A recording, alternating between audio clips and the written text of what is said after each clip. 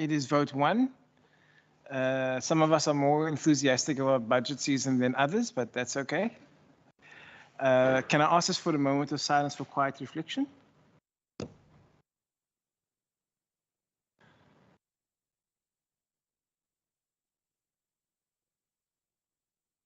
Thank you. I'd like to welcome everybody in attendance to the committee. Thank you very much for joining us. To the Premier, the Director General, and the team at the Department of the Premier, thank you so much. I'm going to ask for the record that we introduce ourselves, starting with the members. Firstly, my name is Christopher Fry. I'm the Standing Committee Chairperson for this Standing Committee. Good morning, Deirdre Bartman, member of the committee. Good morning, Gerrit Pretorius, member of the committee. Chair, it's Cameron Dugmore, a member of the committee. I just want to apologize that I've lost the lens of my other glasses, so I will be wearing these. They look dark, but I can actually see through them. So I just want to apologize for wearing dark glasses in a light room. So your apology is accepted, sir. At this moment, we'd like to wish Member Pretorius a very happy birthday. I'm sure he's 21 with a couple of years experience, but all the best for the day. May the years that lie ahead be exceedingly blessed. Thank you. Mr. Premier. Alan Windy. Ari Malida, I'm the accounting officer and the DG in the province. Driekus Passon, I'm the CFO. Good morning, Andre Jubat, head of the CSC.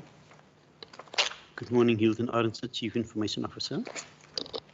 Good morning, Lucas Buter, Legal Services.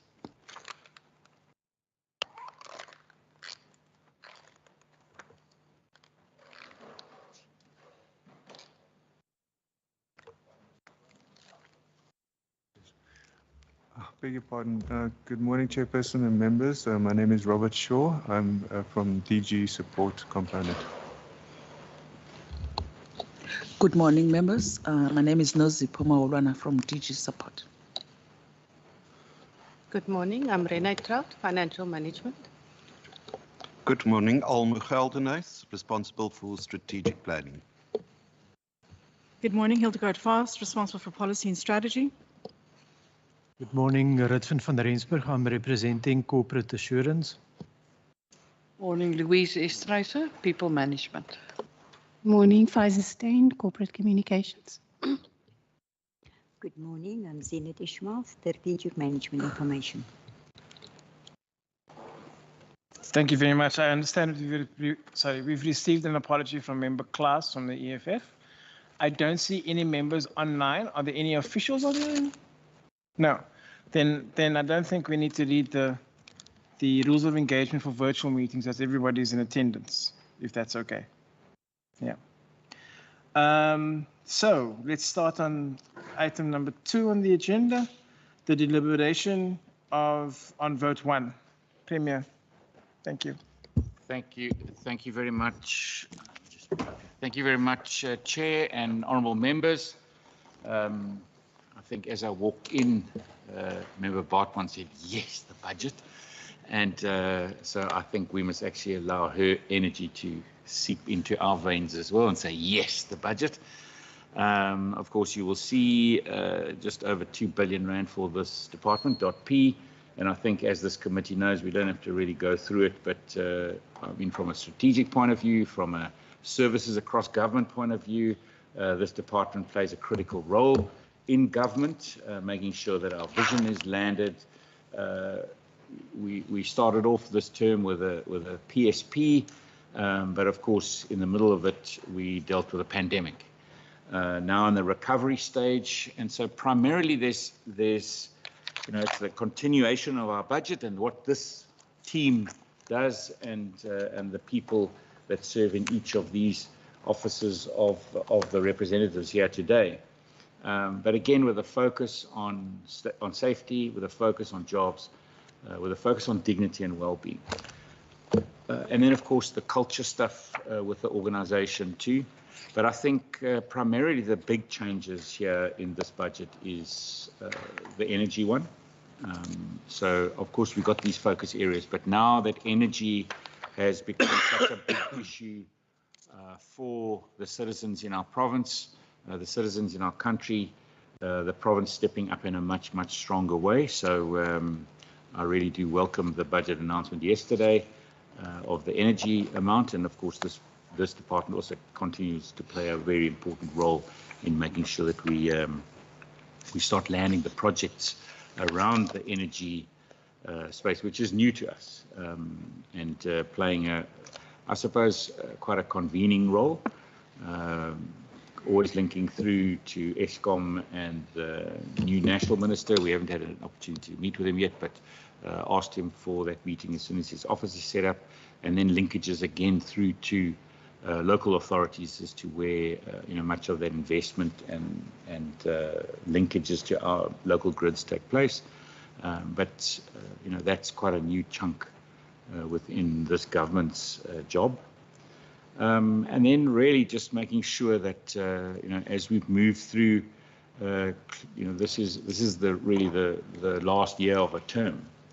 Next year we'll be in election mode, so making sure that we get as much done as we can to make as big a difference as we can as we move towards the end of a term of office.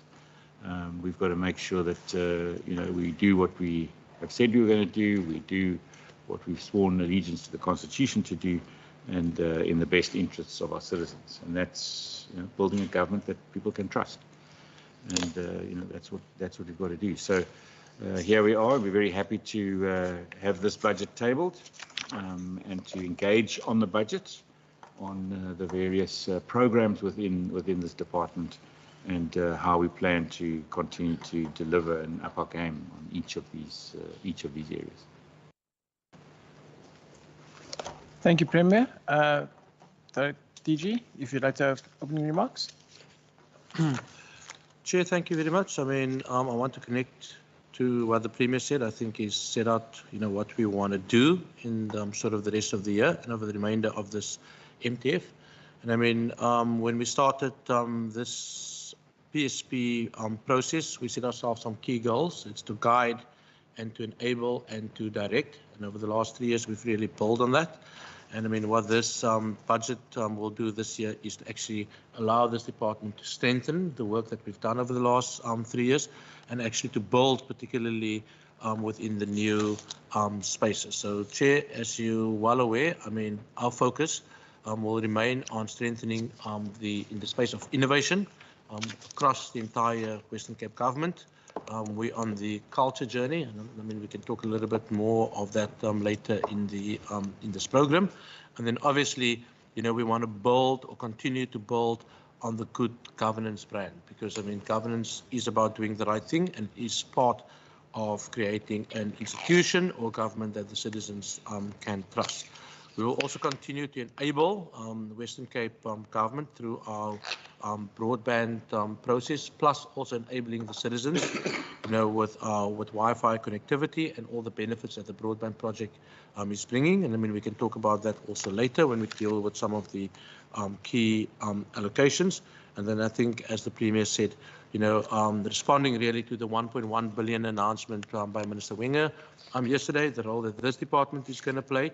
And obviously the fact that that 1.1 billion is spread over the next 3 years across various departments in this province, with the role that we need to play to make sure, that we get value for money, that there's efficiency in the spend, and that we actually direct that entire process to, move closer to making sure that our citizens, receive the necessary services. So, Chair, I mean, the entire team is here. And we are here to respond. And I can just hand over to you on that note. So we're ready to deal with the detailed check. Thanks.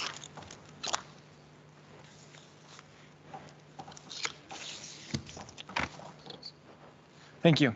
I understand that Honourable Leke has joined us online. Welcome, Honourable Leke. If you could introduce yourself for the record, please.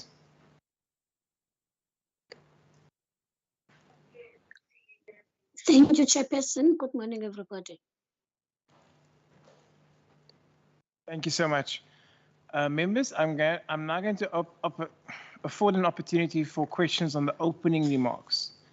Are there any questions from the from the members on the opening remarks so far? Honourable Dugmore. Thank you very much, Chairperson. Greetings to the Premier and other members and also the officials.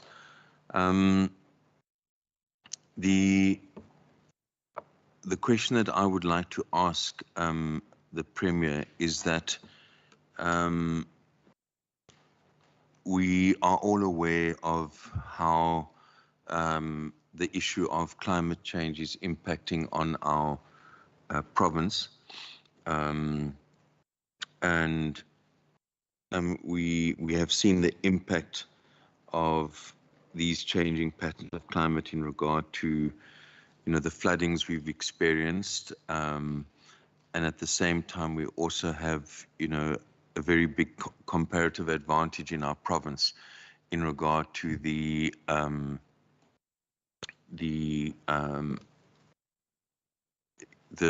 type of species of plants that we have, and essentially we've got natural endowments in this province. Now, in regard to what the Premier has said, the issue of the province's response to climate change. Yes, we have a Department of Environmental Affairs, but clearly this is a transversal matter that I believe the Premier should be looking at. Once again, in terms of what he has said now, and also when one looks at the annual performance plan itself, there's once again absolutely no mention of what the plans are in regard to the issue of the Environmental Commissioner. So I would like to ask the Premier whether he and his department have any plans to actually conclude the legislation, the draft bill, which has been tabled, which has been supported in all the public hearings, and as everyone knows, also includes important amendments in regard to the monitoring function for local government. Because our sense is that the Environmental Commissioner could also play almost the role of an ombud in regard to issues of climate change, advising the legislature and the executive.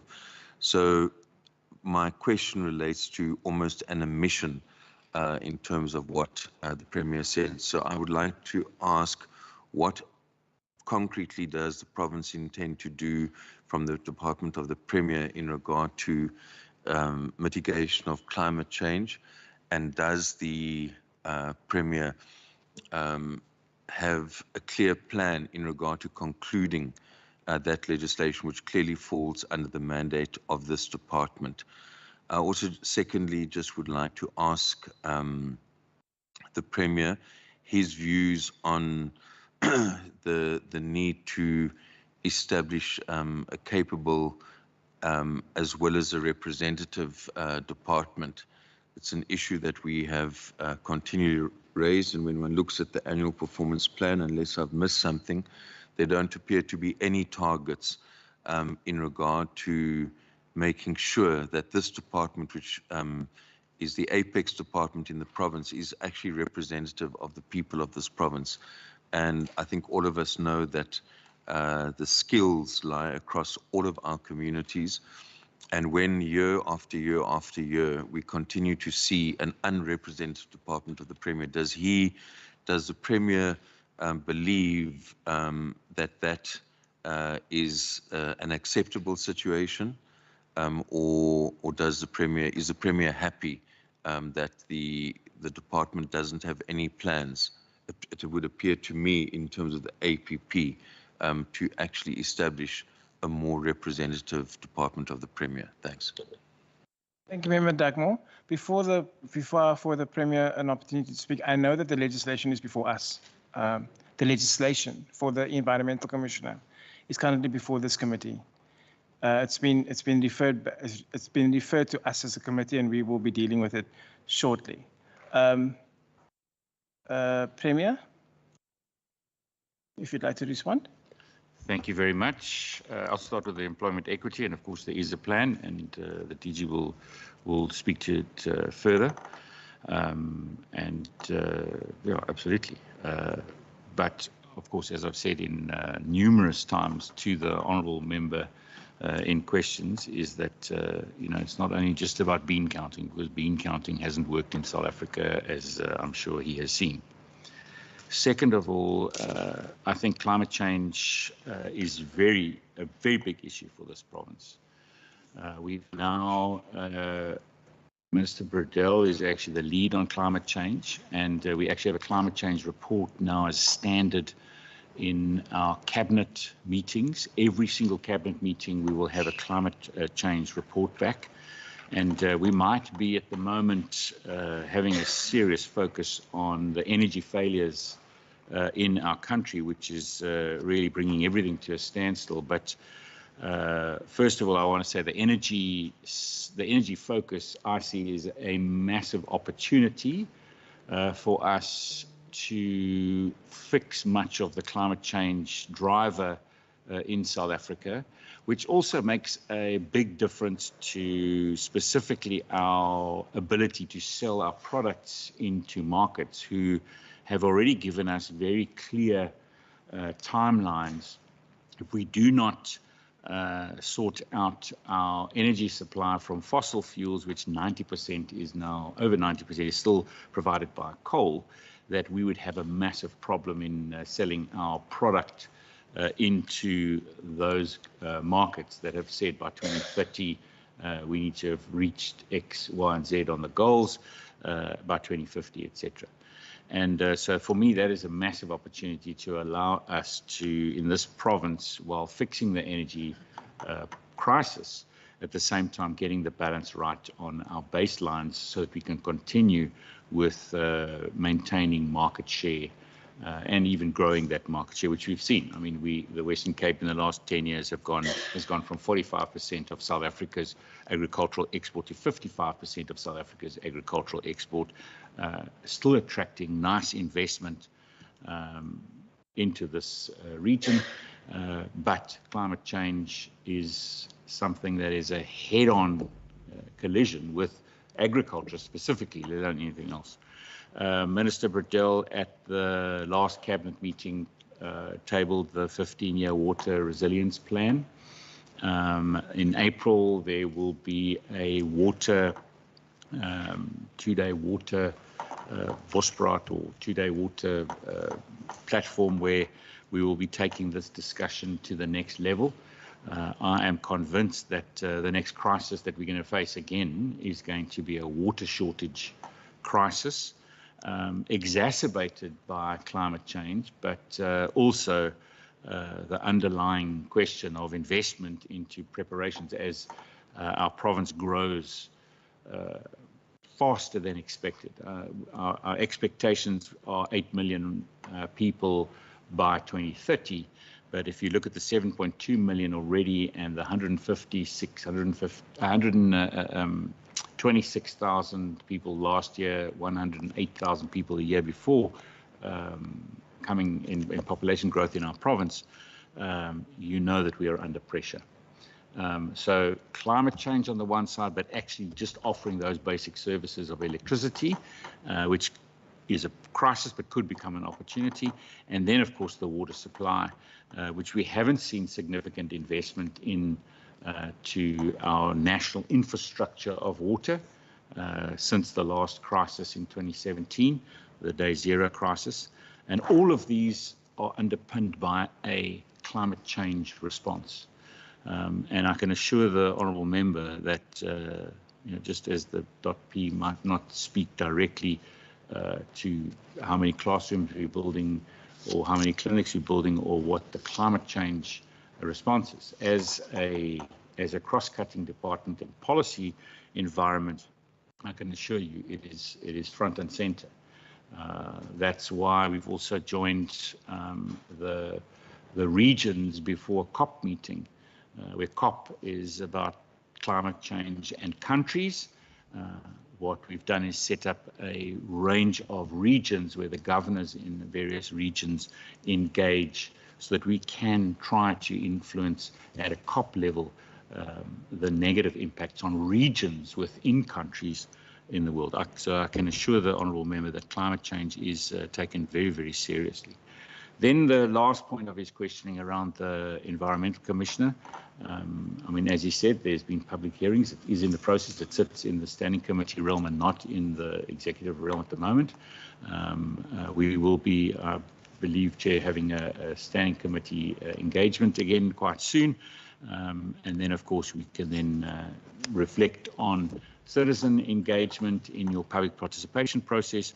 But just as the previous MECs responsible for climate and responsible for the environment, I always think when the Honourable Dugmore raises this issue, I time and time again think of when I sat in that chair over there and used to hear the then Minister Esop saying exactly the same thing that I say, or Minister Bradell says, in the environment of protecting our climate, protecting our environment, protecting our plant species, looking at environment. We know that our province has got many, many more pieces of legislation that do exactly that.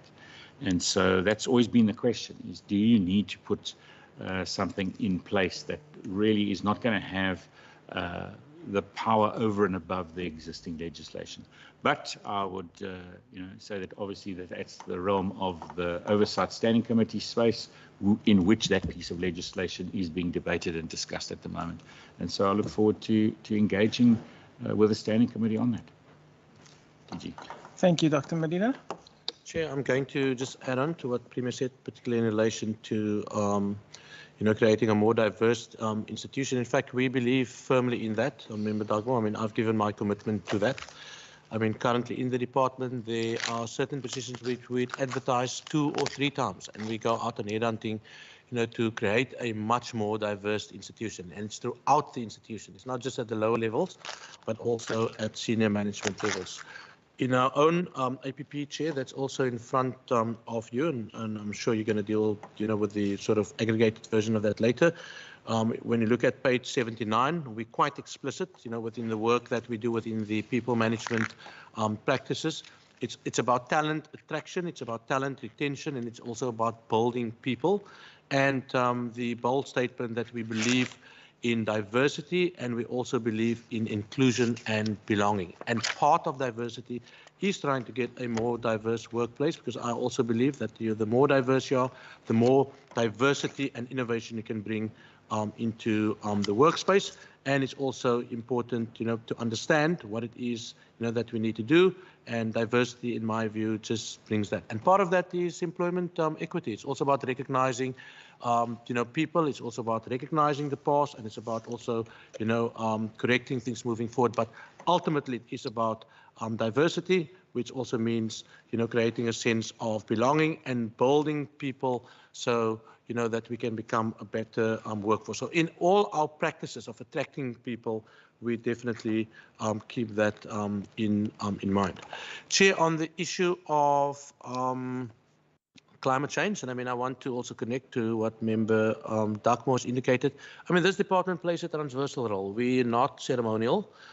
We play and we are serious about the work that we're doing, particularly within the provincial prioritization setting process, the role that we play in the annual budget process, because ultimately it is about ensuring that this government as a whole deliver on the priorities that's been set by this government. So in that role, we get involved in what departments are doing. We're setting the tone. We're keeping people accountable through the reporting systems to Cabinet.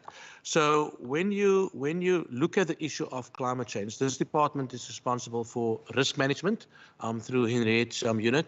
We also take responsibility for the transversal risk. So you've got departmental risk, which sits in the space of the accounting officers. We take responsibility for managing and coordinating the transversal risk, and we identify risk champions.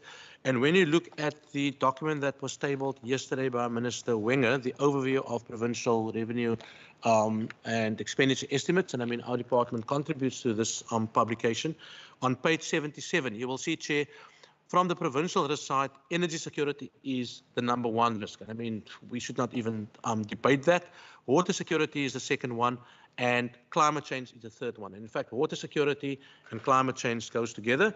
If you take the same document and you page on to page 99 to page 93, in fact, that page sets out this government's climate change strategy. And what you will see there, Chair, it's not about one department. So it's not only the Department of Environmental Affairs, but in fact, we have projects there in the Department of Agriculture. 37 million has been allocated. In land care, close to 230 million has been allocated. Smart agri allocations has been made. 121 million to remove alien vegetation from targeted areas has been allocated. That deals with the issue of climate change. Then when you go to the Department of Environment, there's the issue around compliance audits, groundwater monitoring, and then when you go to the Department of Local Government to ensure water security, which is part of climate change, 144 million. And then in the disaster management space, and obviously that's like the last resort when we really need to deal with massive disasters relating to climate change, stuff like floods, fires, etc.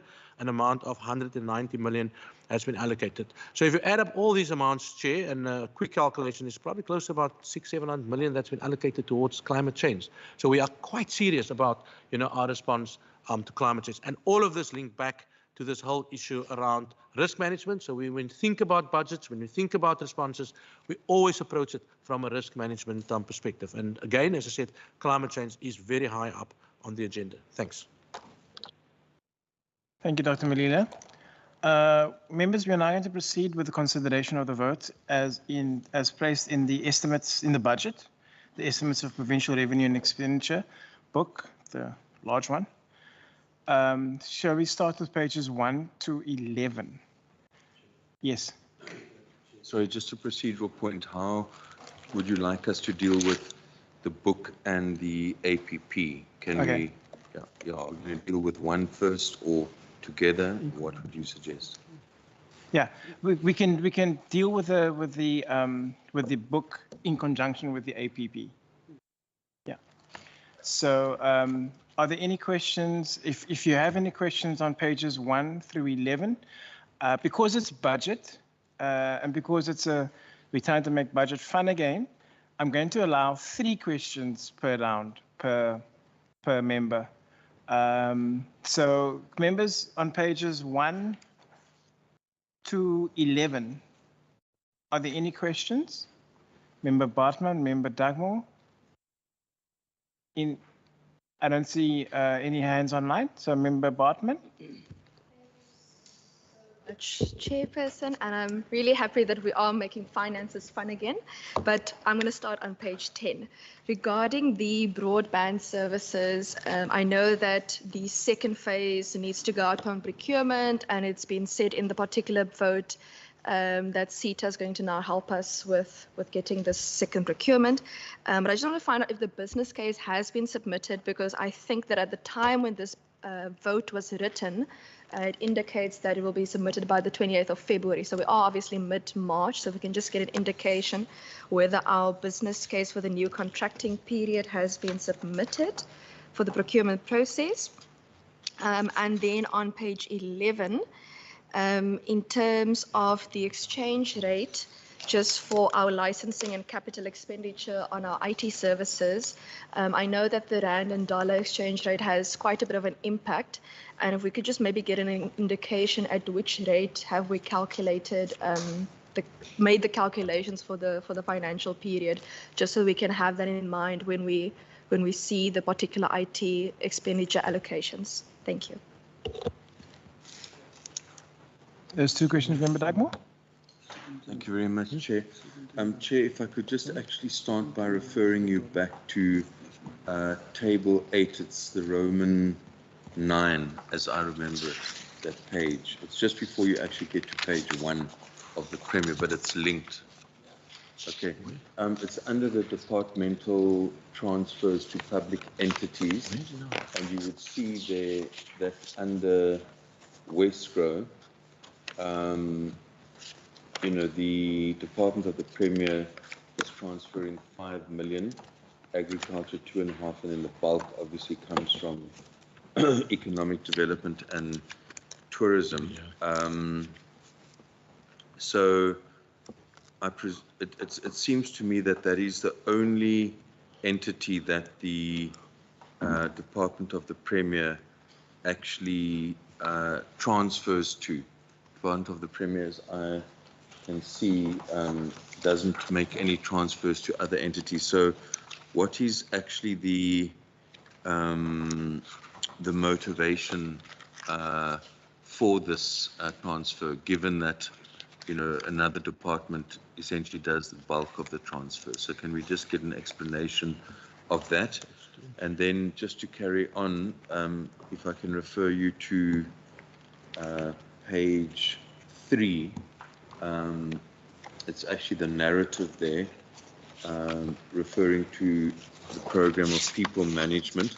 And it states that the program provides transversal people management services, which range from high volume transactional to expert advice consultancy, including day-to-day operational activities, as well as an array of different initiatives, programs, interventions, and projects. So in this regard, there is no mention actually made here about how the Western Cape government is a safe place for people to work, in regard to what has come forward in terms of the issue related to former MEC Albert Fritz.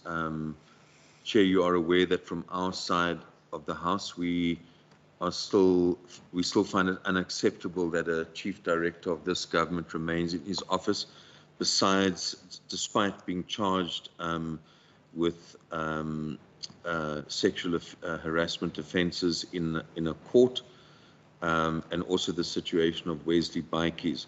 So I want to know, in terms of what that statement says, what is the Department of the Premier doing to ensure that employees in this government, especially women, feel safe, and what budget is being set aside specifically in this program to ensure the safety of its employees?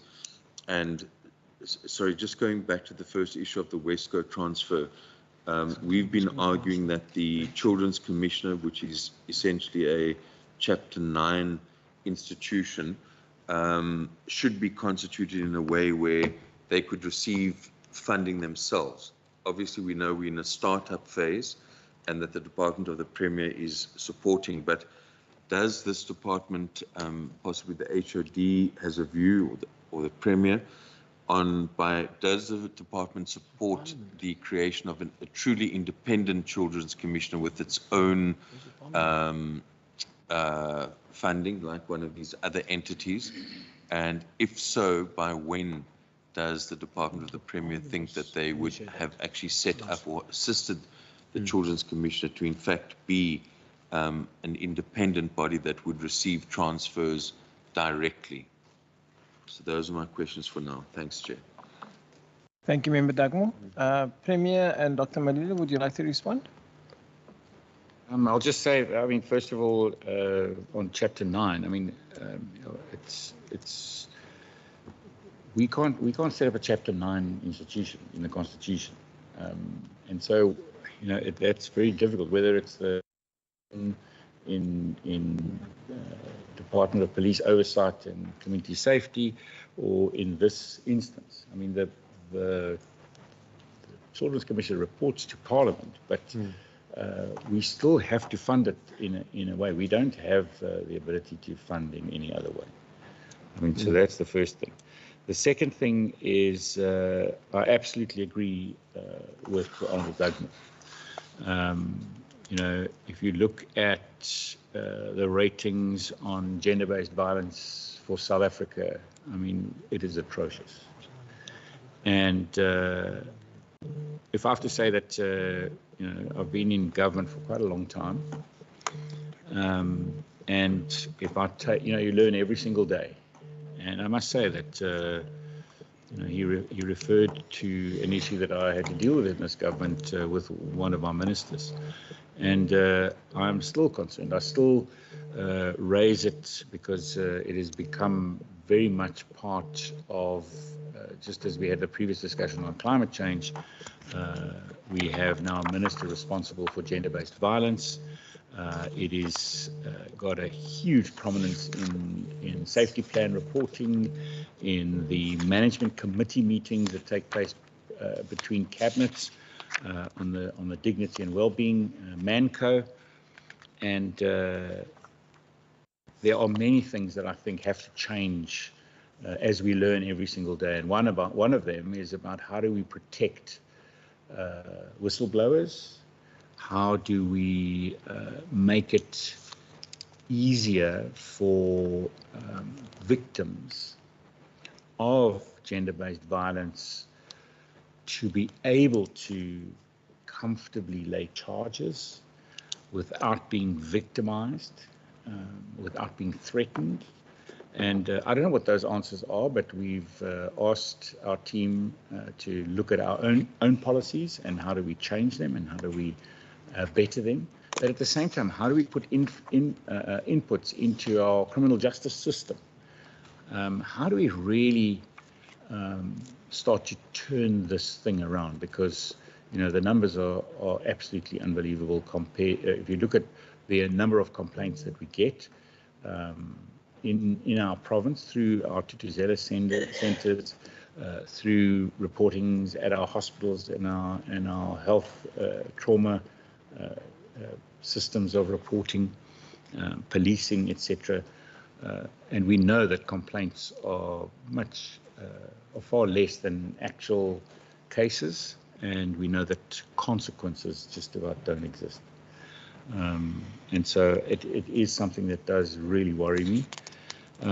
When he speaks to specific individuals, I must also say that whatever happens, we have to follow due process, rule of law, and we also have to allow people who manage to have those responsibilities, as in accounting officers versus political office. But I can assure you that we will every single time follow those processes absolutely. I understand and I feed it. You want to be able to kind of just take rash decisions and knee-jerk, but you can't do that. You've got to follow proper process. And if that's one thing that I've learned, is that you've got to be able to listen. You've got to be able to put systems in place, deal with them as quickly as possible, and then have processes that then follow on from that. And I don't know what the perfect system is, and I hope that we are moving towards it with our new policies, with our new processes and the thinking that's going on at the moment with regard to gender-based violence. Yeah. Chair, maybe just the other two questions. I think the questions to Member Dagmar have been responded to. I'll just touch on the issue on the Children Commissioner. The Rand-dollar exchange rate asked by Member Bartman, we've used 17 Rand to the dollar, and that is something that we are watching closely. We also have an agreement with the Treasury. If the exchange rate really runs away with us, that we go back to them and then obviously have a discussion on the impact. So we take transversal responsibility, particularly for the CI environment. So 17 Rand to the dollar is more or less, what we believe is reasonable for over the period. And it's also something that we assess every year when we put together our budget. Chair, then the issue on the transfer to the entity, I think that's set out on page 23, but it links to page 23. That relates to a transfer payment that we made in 2020-2021 to Westgrow. That was really, when we started with the idea around PDA, remember it was conceptualized through that entity. And in fact, we recouped 2 million from it. So we provided 5 million, all the money that wasn't spent had to come back to the revenue fund, and moving forward we do not anticipate to make any transfers to entities, and that's why the future amounts are zero. Then on the budget that's been set aside for the points that Premier raised, and maybe also to connect, and I'll go back all the time to the book that Member Wenger tabled yesterday. There's a full response in terms of how we deal with particular GBV issues on page 96 and 97. And there's also detail on the different departments operating in this space. There's clear acknowledgement of the strategic support role that this department is playing, obviously through policy development, also through our policy and strategy unit, and more importantly, internally, the role that we play to deal with some of these matters. And so in aggregate, about 250 million has been set aside, and part of that funding includes money that we've set aside in this department to deal with matters. On the Children Commissioner, Chair, I mean, at the moment, I think, honestly, it's probably going to take them probably another 3-4 years just to find their feet. I mean, this is the second year. She's completed all the reporting to Cabinet. We still see an issue of continued underspending, but I mean, we manage that through the provincial treasury process. But that underspending relates to obviously setting up the office. There were some issues initially, you know, with procuring a building. The building that they wanted to go in had tenants in, and then the department obviously had to go through the legal processes to evict them, and then just generally creating a conducive environment. And the main purpose for the underspending is really on the staff matters. And again, not for a lack of trying, there were certain positions that they've advertised 3 times because it's a specialized environment. But what we ensure in this department, and we've asked the Treasury to do that, they get ring-fence funding, so we allocate the money to them, and we then ensure that any underspending gets put into the future budgets. I must also indicate, Chair, that we've got an excellent relationship with the Commissioner for Children. All the staff is actually employed by this department, but the relationship both with her, with myself, and with the Premier, we meet regularly if there are any issues. She gives us, and also in our APP, I receive quarterly reports on what's going on inside the institution, and her reporting in terms of performance is obviously direct to provincial parliament, and we also respect that separation of power. So our job for now, I mean, I'm not going to express myself in terms of, you know, Chapter 9 institution, etc., but I think they need to spend the time in setting themselves up properly, and then make sure that they actually run as an institution. I personally don't know sort of what additional benefit that would be other than getting direct funding through the legislature process, what additional benefit that would be to the citizen. You may even find yourself having to spend more money because you're now sitting with an institution that it basically have to set up their own finance systems.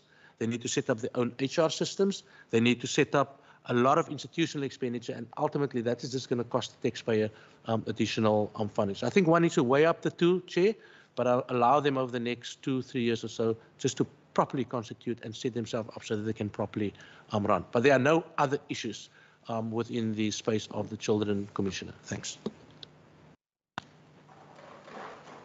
Thank you very much. If there are no further questions on pages 1 through 11, I'm going to... Sure.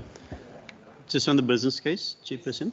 Yes, so, sorry, yes. Chair, just to respond, we've not as yet submitted that business case.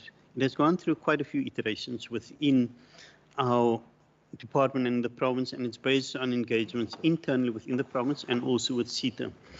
We should have it finalized by Friday, but it involves determining our need within the province. What is in, what is out, also forecasting what is our future need, but making sure that we have the model that we put forward in the business case will be at the best price point for the organization going forward. So that's the challenges that we experience. We have a very good draft, which we believe is the pre-final draft that will go en route, and we hoping to have it finalized by Friday, or we even can say that we will have it finalized by Friday, Chair.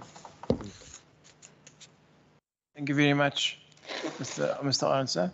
I'm now going to call for questions from pages, the bottom of page 11 to 20. Member Bartman, is that Member Dugmore as well? Yes. Nothing online. Member Bartman? Thank you so much. Just as a note, perhaps if we could just get the business case after it's submitted. I don't want it to be submitted beforehand and then we accidentally interfere with the negotiations on the price point or anything like that. I wanted to find out on page 16. It speaks about the introduction of a youth advisory group. And I just want to find out what the details on that is in paragraph 3, Chairperson. Relating to innovation.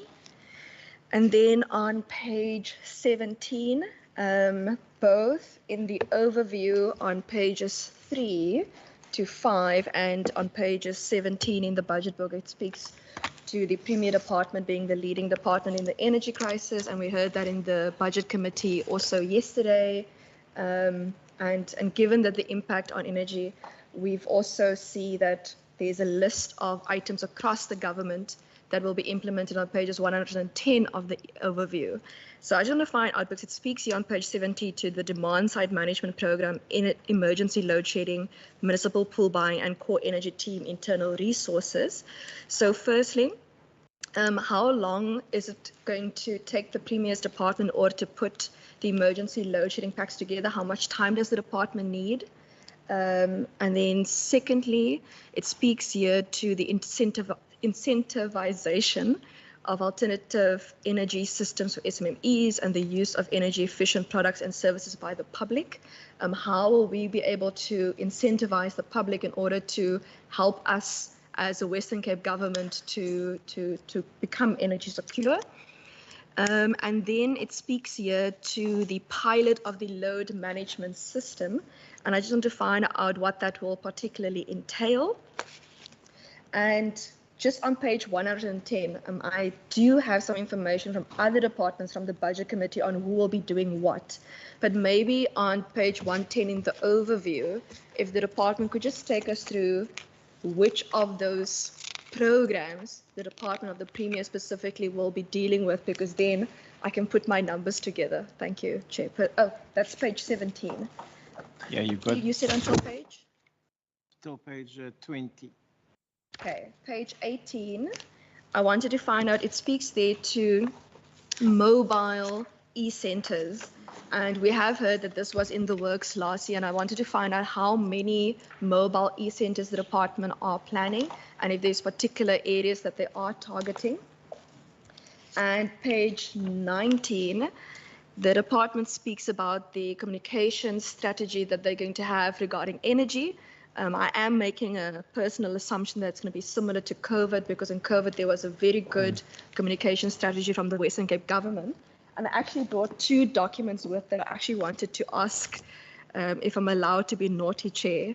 There's a hitchhiker's guide in the Department of Economic Development for SMMEs in general that the Western Cape government have. And my belief is that we should actually have a hitchhiker's guide on how people can help the Western Cape province in becoming energy secure, how they can, if they want to do procurement, if they want to be part of the energy programs, if they want to find out where they're going to get the household packs and so on. And another example of good communication I felt was the midterm update from the Western Cape government, where you can actually tell citizens what the respective government is doing, how much is being funded, and where they can go receive the respective help. Thank you. Thank you. I lost count there, but I think it was a bit more than 3, but I'll allow it. Sorry. Member. Thanks very much, Chair. Just in regard on page 17, also the program people management, and I want to then also sort of cross-reference to page 79 of the EP. Of the APP, which the DG, referred to the top of paragraph on page 79 of the APP around workforce plans, employment equity plans developed, etc. Now, when you look at the overall role of people management, and then you look at the APP chairperson, and you actually look at the outcomes, starting from page 74, there's various outcomes, enable and competent employees, frontline services, etc. But my issue is, the Premier's response on representativity was, in my view, totally unsatisfactory. It's once again simply ignoring the issue that this department is setting an incredibly bad example for the rest of the province, given its failure. And let's be frank. Let's be frank in terms of this department, senior management, and the total absence of members from the African community. It's just like non-existent. Now, when a department of the Premier sets that kind of example, that obviously filters down. We believe it started at the time of Helen Zille, which is simply carried on, where 10 directors in the Western Cape Education Department had left. So my issue is, if we acknowledge it as a problem and the DG says we want diversity, but if in your annual performance plan, Chair, you don't have any program, any plan for this year to actually improve that. We respect every official in this government, all the people sitting here and the work that they do. But I'm not sure whether the Premier and this department realizes how they are perceived when they are not represented, when they are not represented. So when an honourable member stands up in this House, where the official is sitting there and says, Africans are refugees and you come from Zimbabwe, that is actually reinforced by the very fact that this leading department. So I simply want to ask, why do these program indicators here have no plan around achieving representation? It's fine to say, use words as they are used every year around employment equity plans, but where in the APP is there a firm plan to make this department more representative? I just don't see it. Then on page, when it comes to Centre for E-Innovation, page 18, it's just more a question of clarity, and I'm sure there's an answer to it. I think on one or two occasions told some of the officials, and I think once the Premier, I told him about my experience at Oudtshoorn municipality. I just find when you go into a municipality and you check the free Wi-Fi, it's simply not there. I can mention Knysna, Cedarburg, Oudtshoorn. So I just want to know, from the Centre for E-Innovation, I know, there's the rollout to our provincial buildings, but is there involvement of this department and the Centre for E-Innovation to help each municipality, like you have here when you go through the concourse, in the provincial building, young people who come here you see them sitting and so on. A municipality is a primary point of contact, but I've just had this experience where you never, and then when you ask someone in the administration, they don't actually have a Wi-Fi code. So I want to ask, does the department and the Centre for E-Innovation see this as a problem, or is it not really something that you more focus on provincial buildings, or is part of your mandate to see in whatever way that municipality is accessible to the public when they come in there and they maybe want to do so? I just want to know, what is the system, because I'm just picking up that it's not really working at local government. In some, I'm not saying for everyone, maybe City of Cape Town is different, but I'm mainly talking about some of the non-metro municipalities. Thanks. Thank you very much. I see no further hands. Dr. Malina? Chair, I mean, we can respond to that. I know the matter of Oudtshoorn came up in one of the discussions, and we provided a map with the detail in terms of that specific municipal area where people can exit. But Hilton, if you can maybe talk about it. But I mean, in our APP, we also give a breakdown of obviously our ICT services, across the entire spectrum. And there's a small little map, Chair, that actually shows our ICT footprint. And then in addition to obviously having the corporate sites, we also have the public Wi-Fi hotspots. Hilton can talk to I think it's 394 if I'm not somewhere there, but anyway, Hilton can give the detail of that. And those public Wi-Fi hotspots is spread across the entire province in all municipalities. We also have systems in place, so we can indicate to you which ones have been up, which ones have been down.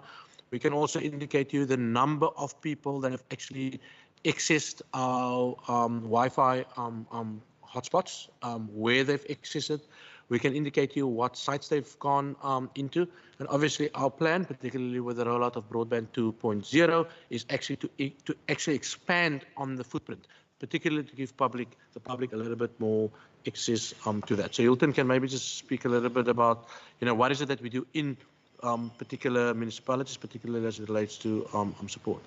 Chair, on the EE stuff, and I mean, maybe Louise can also expand. We do have an employment equity plan. I must also indicate, Chair, that We had a major constraint over the last 2 years in terms of our funding. I mean, some of our top positions that we've lost, where people either retired or have exited the system, we were unable to fill them given the constraints that's been placed on our budget from a cost of employment perspective. What we've done in the department is that we've reorganized ourselves. So as an example, Mr. Jumat is the head of the CSC, but is also been the program manager for Program 2, where we've lost the senior manager. Driekus next to me, CFO, but also program manager for some of the programs. Louise sitting behind me, program manager for Program 3 at the chief director level. So we've kind of filled the gaps, you know, through internal configuration. There are plans afoot now to obviously fill, you know, those key positions in the department. But I mean, we are committed to diversity. I've said it publicly, and I am committed to that. I mean, my managers are here. That is a matter that we discuss at our top management meeting, where we can simply not all look the same. I mean, that is definitely not acceptable. So we look at diversity, but we're also looking, obviously, you know, at competency and the role that we need to play. So our commitment is there, Chair.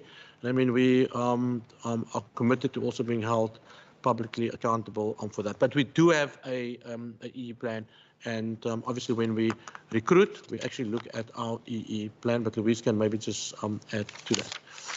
On the questions from Member Bartman on the business case, unfortunately, Chair, we would not be able to provide it to you because that sets the basis for how we're going to procure. We're going to go out in October, so we wouldn't like that document to be in the public space. So that's the reason we don't want to give it. It is just it's a document that's going to go into the public. So as soon as it is advertised, we will then provide it to you so that you can get a clear sense of what it is that we want to do.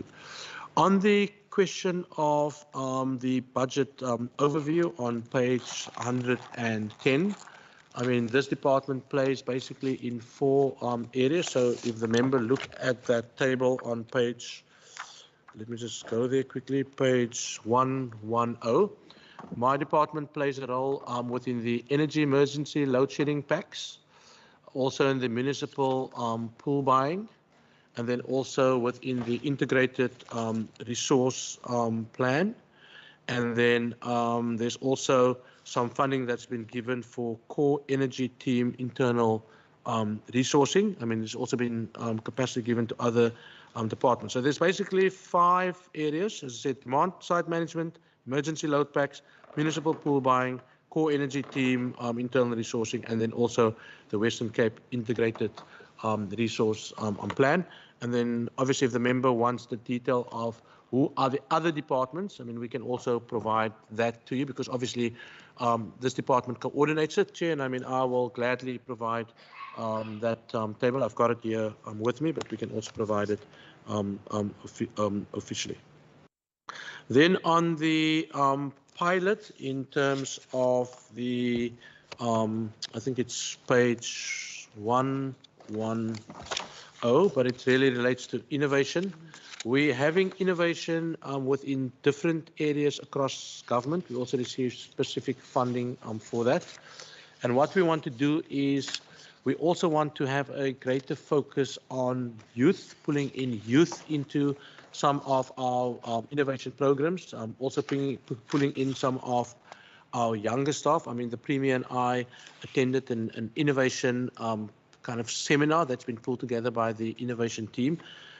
Internally also, we've got our management structures, and the last discussion that we had last week and Wednesday was specifically around innovation and how can we move to become a more innovative government, and also learn, you know, from some of the key learnings from the COVID period. And then lastly, before I hand over to Hilton, on the communication strategy, Member Bartman, it is exactly that. We want to have a much more coordinated approach. In fact, we've done a full analysis of what's happening in the corporate or in the communication space.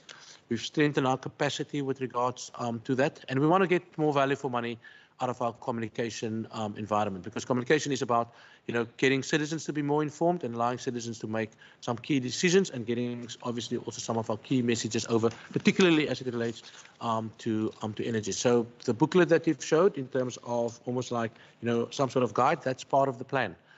Because we're not going to be able to manage, as an example, demand side management issues on energy without communicating with citizens. We're not going to properly able to roll out our emergency load shedding packs without informing citizens what is their role, what is it that they need to do, where is it that we're going to roll it out, and what is the purpose of that. And obviously we're also looking at the criteria. So it is about informing citizens. Part of that is you will also see, like in the COVID period, we're having now two weekly digicons on energy. So it's informing the public what is it that we're doing, to make their lives better and improving their spaces. So I also welcome, members of this committee, maybe to now and then dial into those digicons. That's where we deal with the detail, because obviously we try to inform the public as much as possible. Hilton, can I ask you, and then maybe ask Louise if there's anything that she would like to add? Thanks. Thanks, DG. I'll start with the Cape Access Centres, the mobile e-centres, Member Bartman. So at this stage, we received budget for one e-centre, and the reason why we can only manage one e-centre is the cost of having the mobile facility kitted out into an e-centre. So we've had engagement with the supply and also with our government garage so that we can have an e-centre up and running, because we have received the budget and we've gotten the go-ahead now to go through the procurement process. And to manage an e-centre, a mobile e-centre, the operational cost is much more. It's 3 times more than what we have for a normal standard e-centre. It's a brick and mortar, and you have to send your team works there. So it's about 1.2 million per annum for one e-centre, the operational cost, the OPEX. The CAPEX, we estimate about 4.5 to 5 million. So that is why we can only manage one. We did approach Department of Land Reform and Agricultural Land Reform and Rural Development to see whether we can use some of the unused buses that they had when they went out on the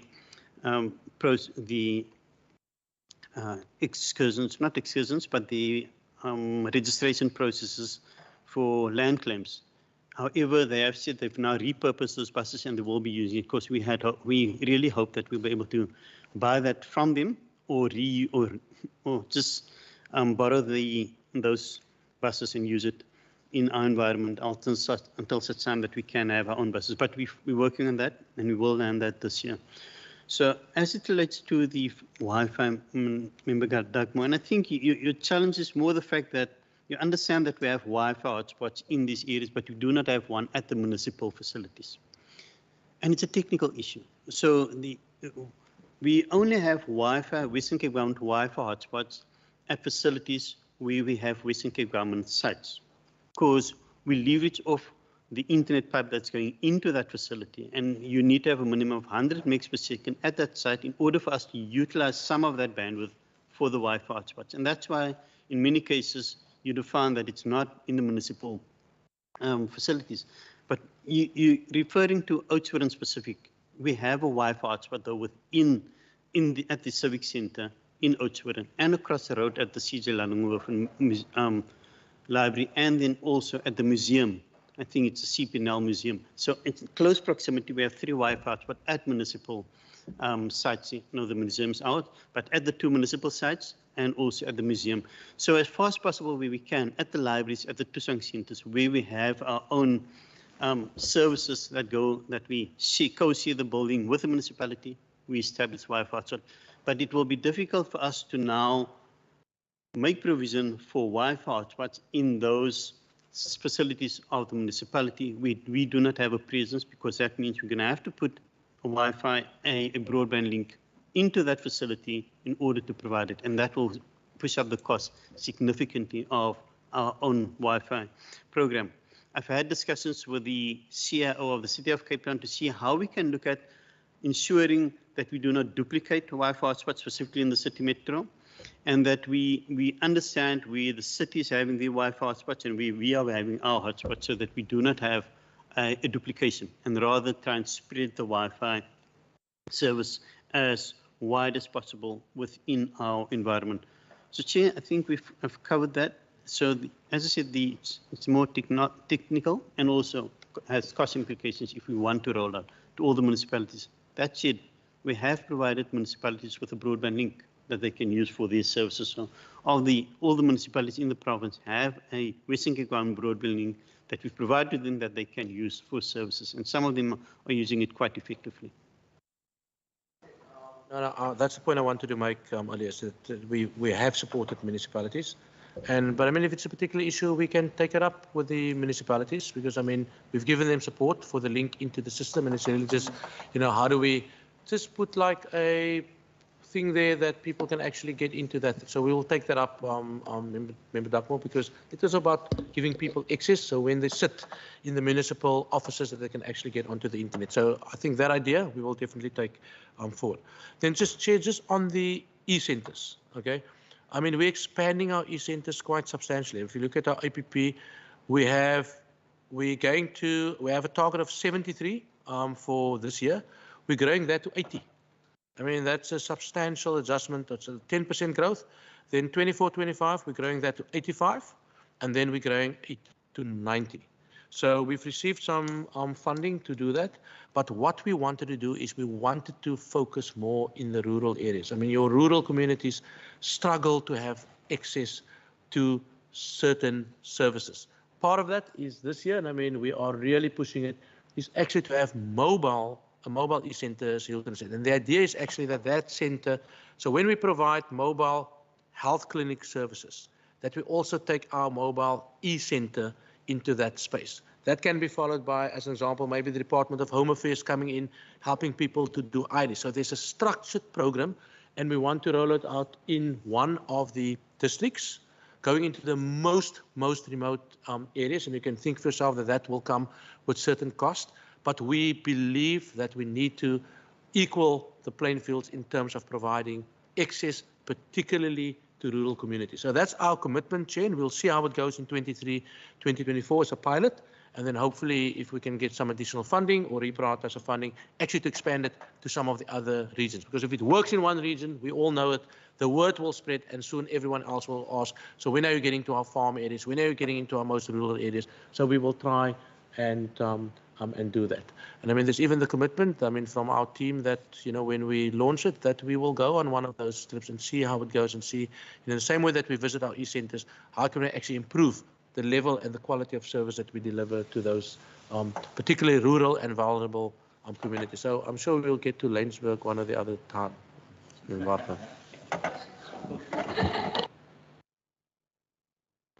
Chair, if I can also just maybe add on to the question asked about the energy funding.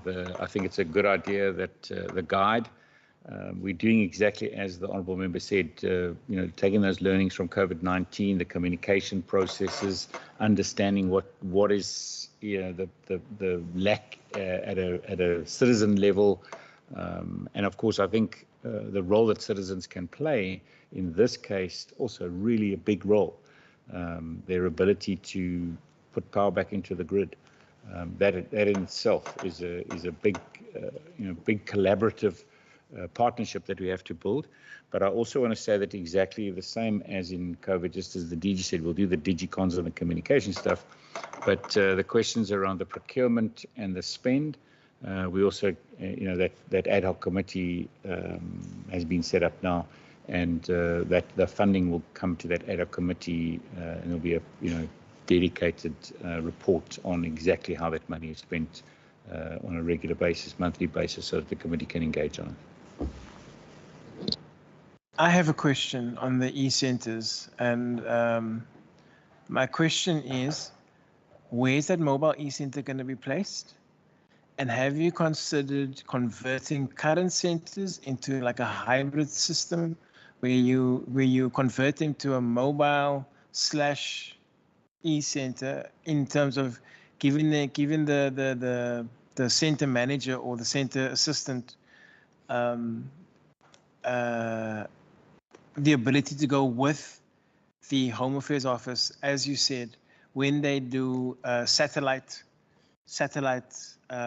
work, I'm particularly looking at the area of Kanaland, where we had a cluster visit, where the e-center in Ladysmith, there's an e-center in Ladysmith, and because people have to come in from the towns of Calitzdorp and Zuar and Amalienstein to come access those services, why not take the services to the people in those areas? Because it's I agree with you, it's sorely needed.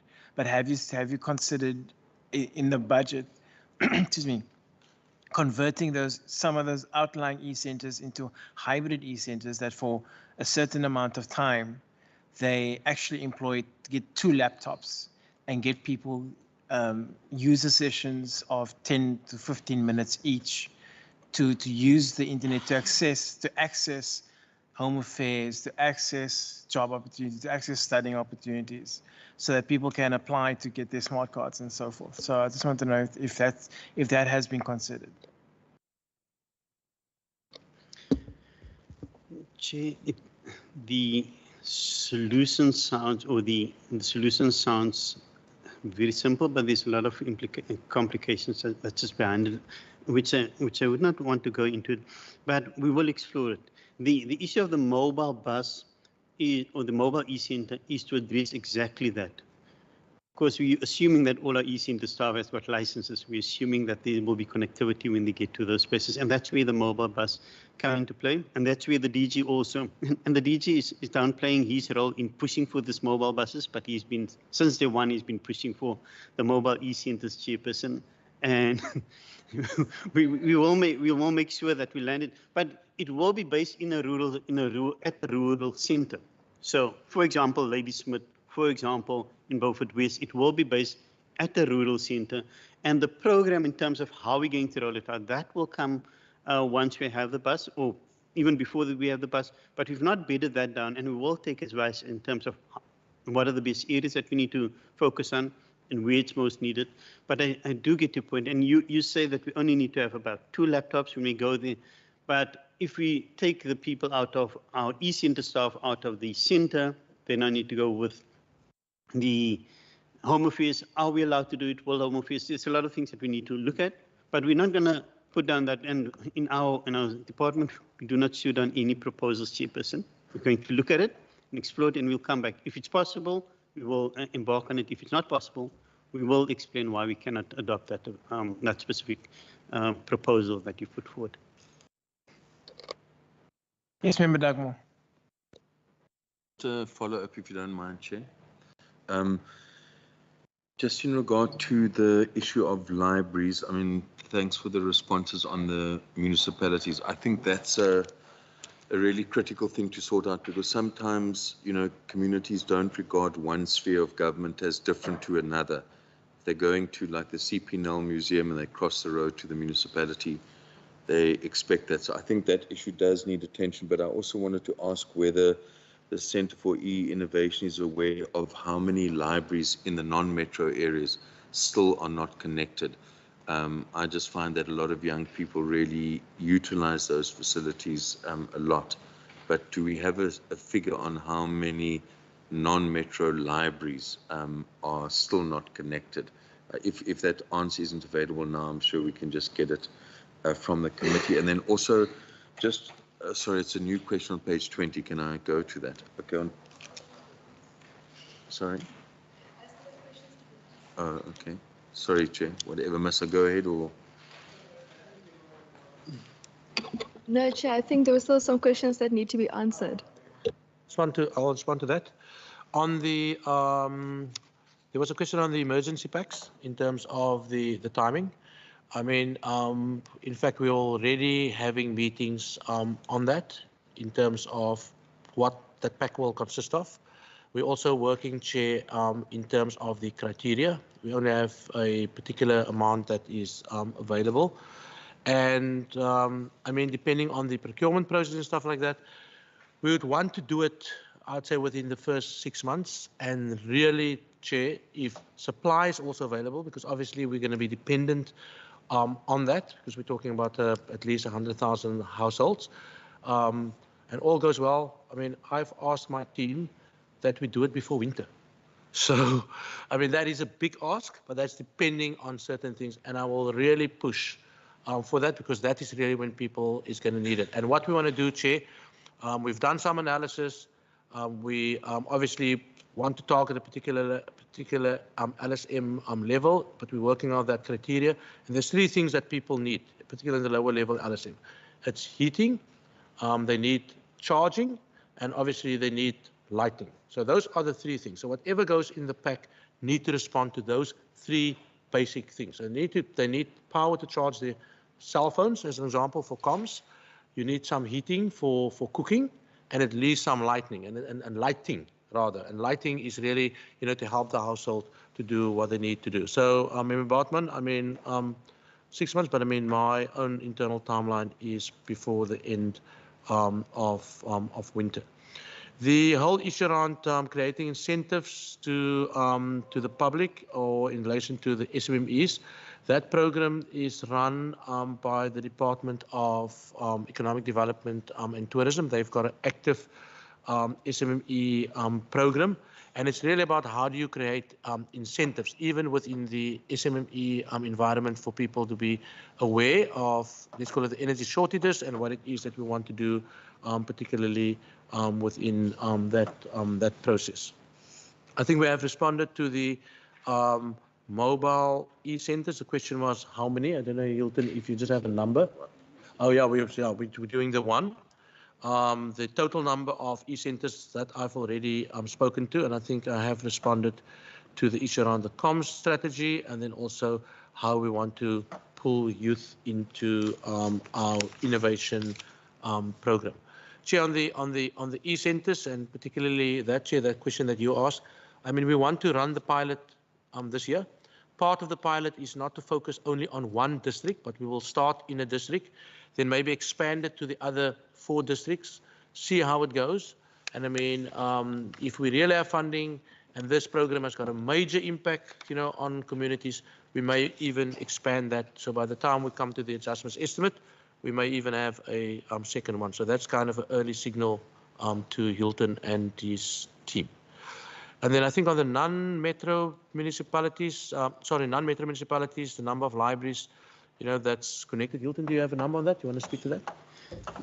Chair, I do not have the number of that's not connected, but we have 260 rural libraries that's been connected, and we have a number of 685,000 users that's registered at those libraries. But we will get you the difference, those the libraries that's not connected. But in terms of the rural library connectivity program, more than 260 libraries have been connected. There are 4 to 8 computers for the citizens to access.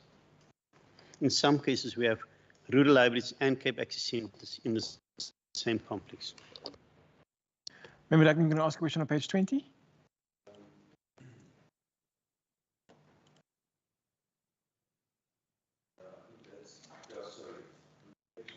Could you put your mic on, please, ma'am?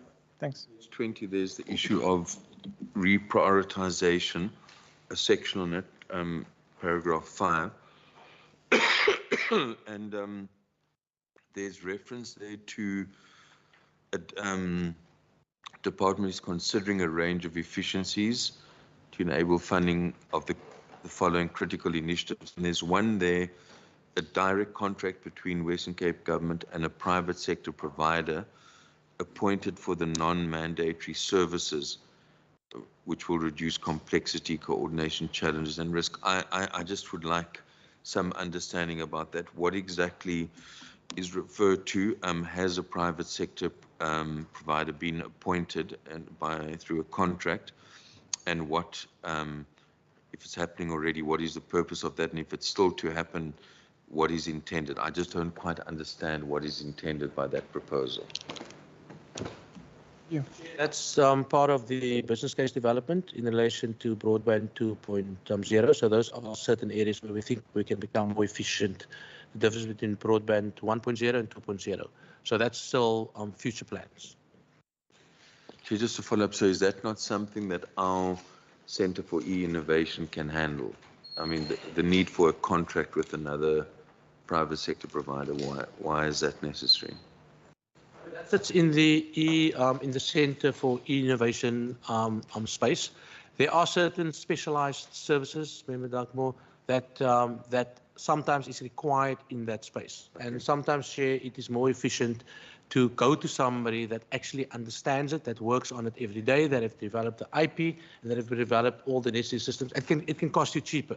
And then those things that we can deal with, let's call it those mandatory stuff, we generally employ people to run with those things. So as part of the development for the business case for Broadband 2.0, we've distinguished to say, what are those mandatory stuff that we need to do, and what are those non-mandatory stuff that currently sits in the space of an external service provider that we can potentially bring internal that will also cost us less. So it's an efficiency measure that we're considering as part of the rollout of Broadband 2.0. Thank you. Follow-up, Member Barton? Yes, I just have a follow-up on a previous question. Yeah, sure. Regarding the household packs that we need to focus on heating, charging and lighting, and obviously it's going to have to go out in procurement. And my request is just that what we saw nationally during COVID is the moment companies globally found out that there was a global pandemic, all of a sudden prices of masks increased, prices of needles increased. And I would like to ask, I know that there's, I think, a consumer unit within DDAT, and obviously we have nationally the Competition Commission. So I do think perhaps through the Provincial Treasury and DDAT, perhaps the respective departments, and because the Premier is the leading department, can just ensure that when we do go out on procurement, that the Competition Commission is a key partner for us, a key stakeholder for us in this province, in order to make sure that companies won't exploit the Western Cape government when we do go out on procurement now on this particular state of disaster. The last thing we want is to be spending double or triple or quadruple the amount of money that we would normally on the products that we are currently spending on, because the household packs, the aim and objective that I hear from these household packs are really to help the poorest of the poor people and the people who need them the most in terms of those who are vulnerable. And we want the people's money to be spent in the best way on the people of this province. Thank you.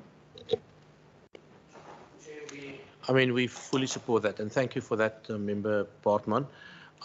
We have the exact same concerns.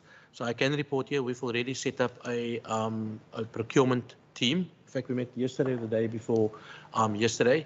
The Treasury is, in fact, heading up that team. So we've got almost the same team that we had during COVID.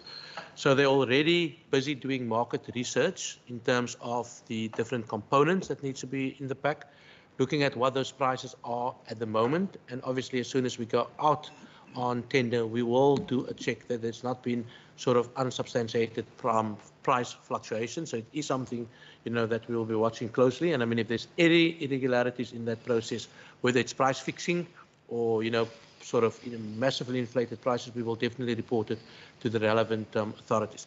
In fact, our plan is 60 million has been set aside. We actually want to do more than 100,000 households. That's actually the plan. But we've committed to 100,000 households because we believe that stuff is about 500, 550 rand per household. But our internal plan is to actually stretch it. Thanks. Sorry, if I may add, sorry, Member Duggan, could you switch off that mic, please, ma'am? Thank you. Before we move on to pages 21 to 34, I might just add that when I was a councillor in the city of Cape Town, we visited a Stellenbosch municipality in the Nkanini informal settlement. And there was quite innovative work done by, I forget what the name is, but they did exactly what you're talking about. They electrified shacks with power for heating, for lights, and for charging, including fridges and TVs and stuff like that. So people could still access internet, and I speak on occasion, but there was an internet center that they established there as well. So I know it's in the Nkanini informal settlement in Stellenbosch. Yes, Member Dugmore. Gitche, I thought when you said that when you were a councillor, you at about this time would normally have a comfort break. But then you told us the other issue. But if it is possible Chairperson, I would appreciate just, I don't know how the other members feel. Yeah, I was going to have a comfort break now anyway, because it's already 25 minutes. Can we make it the 20 minutes? 15 minutes. So can we have a 15-minute comfort break? There is coffee there. We can reconvene at 22:11, if that's fine. Is there coffee there? Yeah, there's coffee. Thank you. The department, you don't worry. We made provision for you as well. So there's coffee in the members' lounge. Thank you.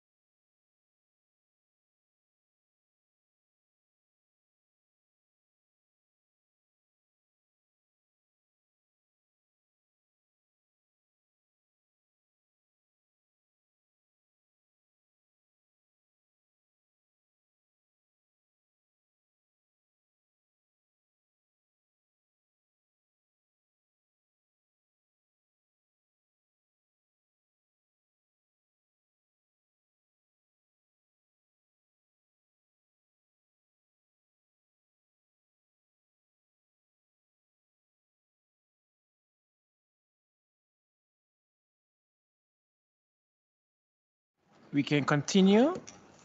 We will now, thank you, Honorable Lecker, for your indulgence on the online platform. We will now continue with questions on pages 21 to 34. Starting with receipts and financing. Member Pretorius, is that a hand, Member Bartman? Yeah. Member Pretorius? Thank you, Chair. Chair, Dr. Malila indicated in his opening remarks that they're hoping to strengthening the space of innovation, which obviously is most welcome. It's very comfortable and an inspiration to be in a province where innovation plays such a big role. On that note, on page 27 under Program 2, Provincial Strategic Management, in the middle of the page, the expenditure trends analysis, it says that there's been an increase of 131.07% from 2022-23 to 23-24, and that the increase is due to funding allocated to the Commissioner for Children, Futures Planning, and Energy Projects. It is assumed that the bulk of this will go to energy projects, and we have already listened to what is being planned and implemented as far as the Commissioner for Children is concerned. If we could get some further elaboration on futures planning, please. Thank you, Chair. Thank you very much, Member Bartman. Thank you so much. On page 21, regarding the source of funding, in the Provincial Revenue Fund revised change, it shows that this particular vote is getting 26.57% increase, specifically from the Provincial Revenue Fund, separate to the rest of the Ecuador share. Given the information that we've heard of the extra programs that will be held in this particular vote, I just want to understand is, are we funding those new programs, especially energy, from our own money and not from the equitable share that we're getting, or where are we getting the respective money from? Thank you. Apologies, and Chair, and if it is from our money specifically, given that it says the Provincial Revenue Fund, will we, or will the Premier and or the department then lobby the President's Energy Council for more funding for energy security for the province going forward? Thank you. Thank you very much, Member Dugmore. Thanks, Chair. Chair, just on page 25, table 9.1.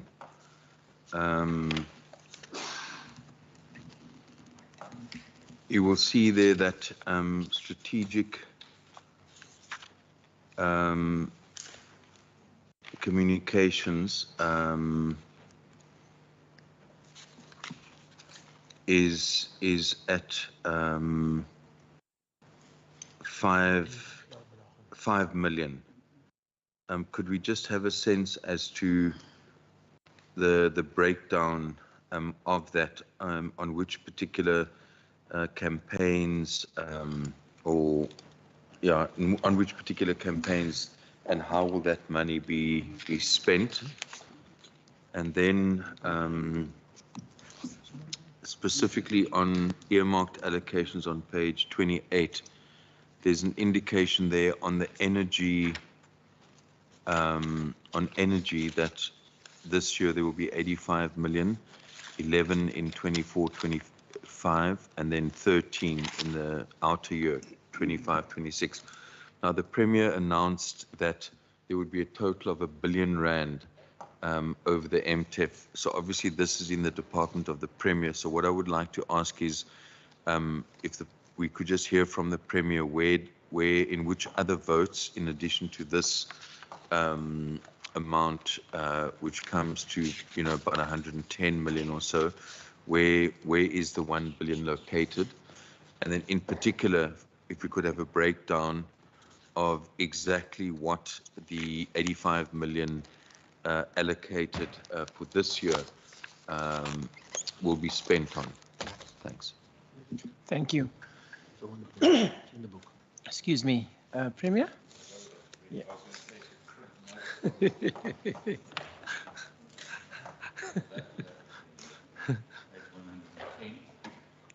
Really talks to it. Remember, it's 1.1, not 1, but 1.1 billion. So I'm quite excited that we've got a little bit more money, 1.1 billion over 3 years. And of course, there's different departments are responsible for different categories over those 3 years. So yeah, if you go to page 110 in that book.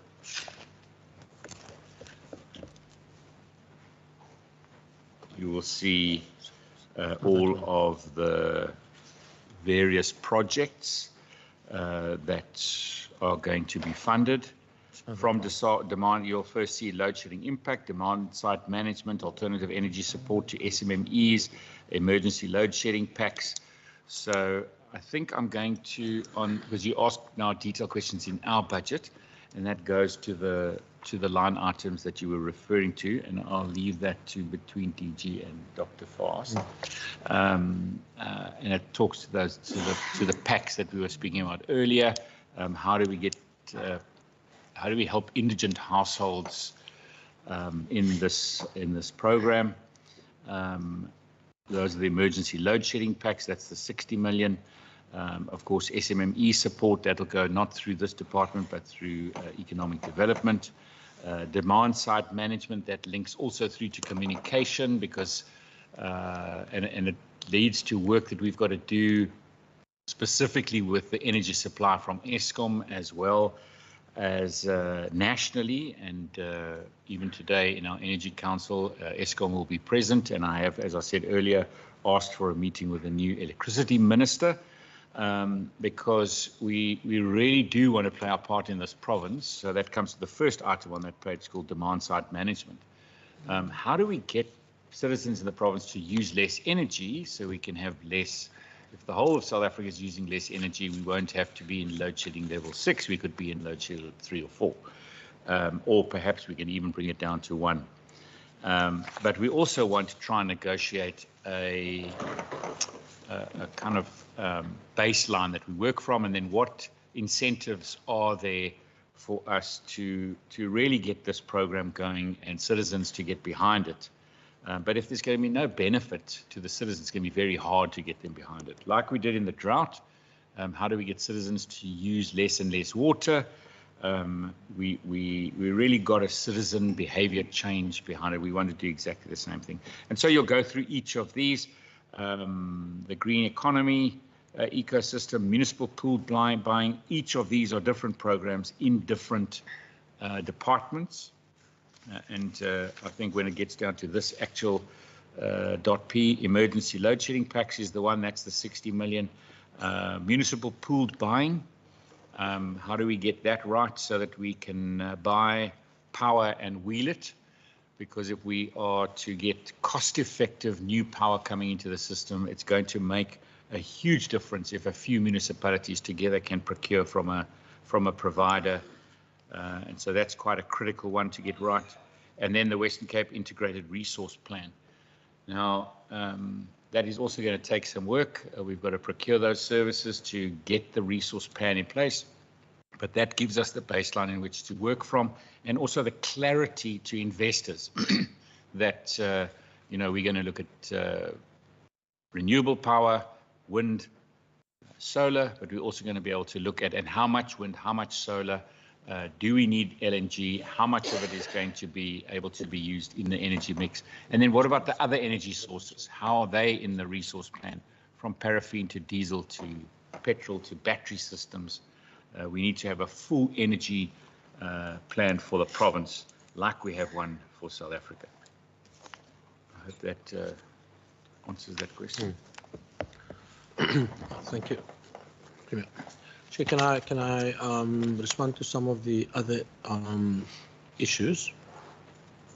I think on the question of Member Pretorius, I mean, in terms of the innovation funding, I think I've explained the issues around, PDRA and stuff like that, and that obviously sits more broadly within Program 2, and within that program we drive innovation, we drive obviously also the whole issue around energy, etc. But particularly the big jump between 2022 2023 is for the Commissioner of the Western Cape Commissioner for Children.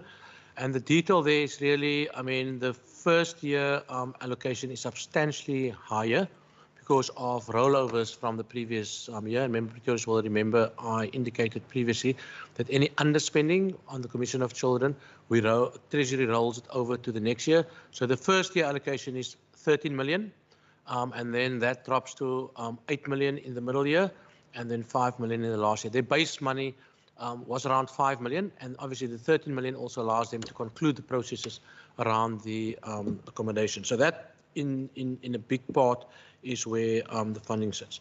Then there is an amount, and the members specifically ask around futures planning. This is a project that where we work together with the Treasury. Now in the Treasury space, they deal with fiscal futures. So it's really around looking ahead in terms of your fiscal environment. They will be dealing with that. What we will be doing is to say, you know, how will this province look in the next 10, 15, 20 years? How do we need to change our service delivery platform to respond maybe to the growth in population numbers? How do we need to adjust our service delivery platform to respond to the changes in the fiscal framework and obviously changes in the economy? And all those kind of indicators should guide us how we would look like, so that we don't sit here and we only plan for 3 years, but we really look ahead to the next 10, 15 years. And in fact, on the infrastructure side, we're looking at a 2050 infrastructure plan. So all of that will come together. And the idea is also that we pull in the universities, that we don't just try and develop it all on our own, because there are universities in this province, you know, that have a focused approach on futures. So how can we come together and do a bit of improved planning that will just improve our ability to respond to the citizens' need. Then Member Bartman, your question on page 21 in relation to the source of funding, the provincial revenue part. I mean, that table, that calculation is really a Treasury calculation. So that amount is a combination of rollovers, previous underspending that they put into, if I can call it, a pot that deals with financing, but from the Provincial Revenue Fund. So really the issue is it's our own funding. We're not getting any money from national for energy or energy-related issues. I'm sure, you know, with the new minister being appointed, maybe, you know, they might look at certain, but at this point in time, that 1.1 billion is our own resources that we had to redirect to actually fund this key priority. And then I think in the middle year, it's really just a step up in terms of the funding that would go to broadband. Then Member Dugmore, I mean, Driekus can maybe talk to the detail, or we can even provide the detail to the committee. But within the communication space, we obviously do media monitoring to look what is going on in the media from an institutional perspective. A big chunk of that money will go towards that, some kind of other key initiatives. But I mean, we can provide the detail, and the Driekus can provide it here. And then the question, Member Dagmar, on page 28 in relation to the energy stuff, I think Premier has responded to it, and the detail, as Premier has set out in the estimates or the provincial revenue and expenditure overview. So I mean, that table is there, and if the member wants any more information, we will gladly provide that. Driekus, you maybe just want to speak about table 9.1 on page 25. Thank you, Chair. The budget there is 5.1 million for strategic communications, and half of that money, or just over 2.5 million, is for COE, that's for staff in that unit. It is a directorate. And then the other half is, most of that is for Newsclip. It's a contract we have for media monitoring. And there's a monthly report that goes to Cabinet from that monitoring of the media. So that's not a campaign. And then the other one is the First Thursdays program that Premier is running is no longer, it's now in person. So there are some costs to that, but that's a minor part of the budget. Communication campaigns would be under sub-program 5.5, corporate communications. So strategic communications is in program 1, supports Cabinet. Corporate comms is about campaigns across the province, e.g. energy and so on. Thank you. That's it, Chair. Thank you. Thank you very much. If there are no further questions on pages 21 to 34, we'll now take questions for pages 35 to 40. I note that the CFO's mentioned that the communications part is now on program 5.5. So that's on page 35. So I guess that question has been answered. Are there any questions, any further questions on pages 35 to 40, members?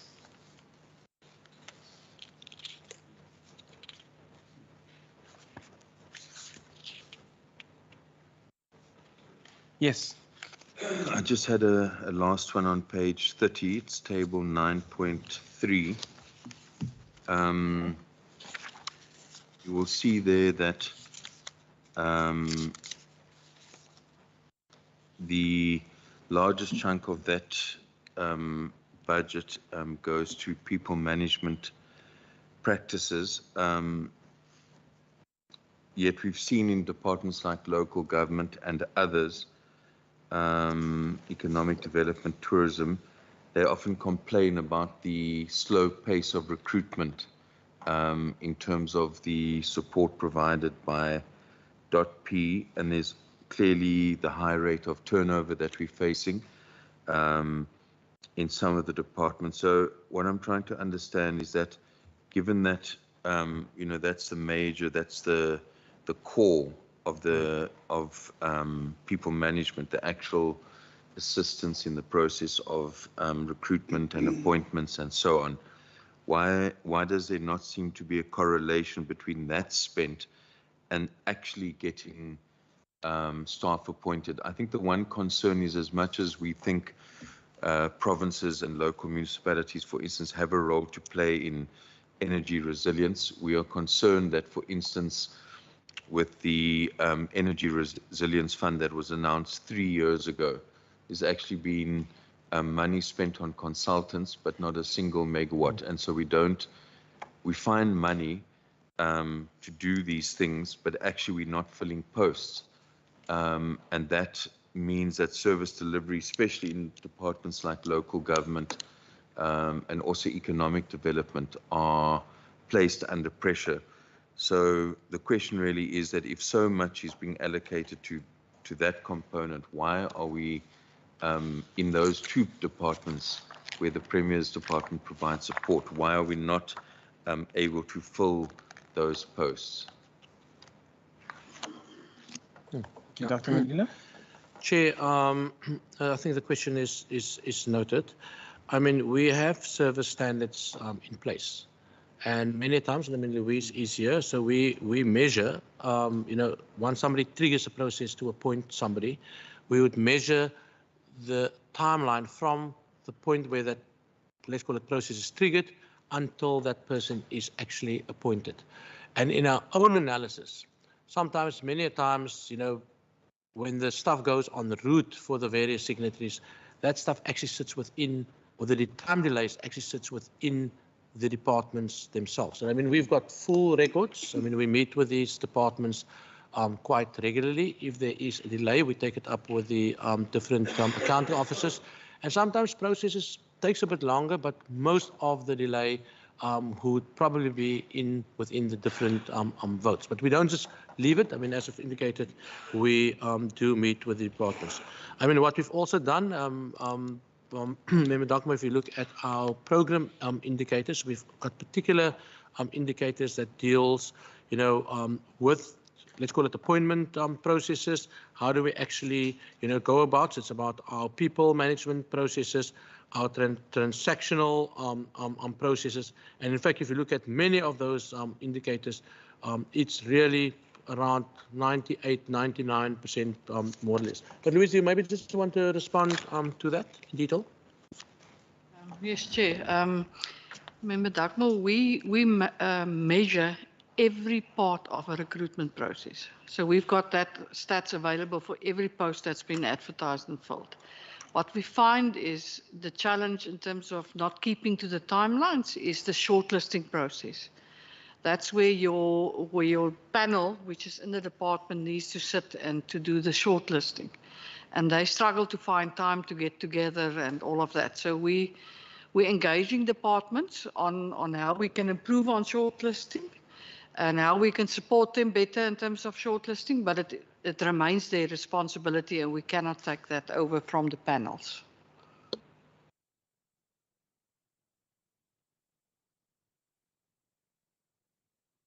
Thank you very much. I have a question on page 37 on Program 5 Corporate Assurance. In terms of the current payments, I see goods and services as the main reason for the budget decreasing from 2022-23 of 125.5 million to 119.083. Well, 119.083. That goods and services, that's the major reason for the decrease in budget. Can you just walk me through that one, please? Yeah, thanks, Chair. The last year we had a strategic communications or allocation of 25 million for the year. That was in 22-23. It was a earmarked allocation from Treasury. This year we have a different focus, and so the amount for the year is 16 million. So that would explain the downward trend.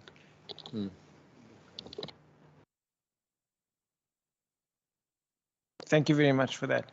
Members, are there any more questions on pages 35 to 40?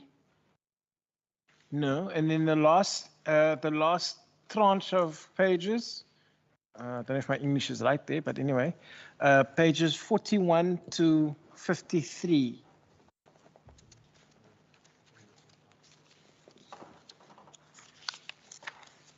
Member Wortmann.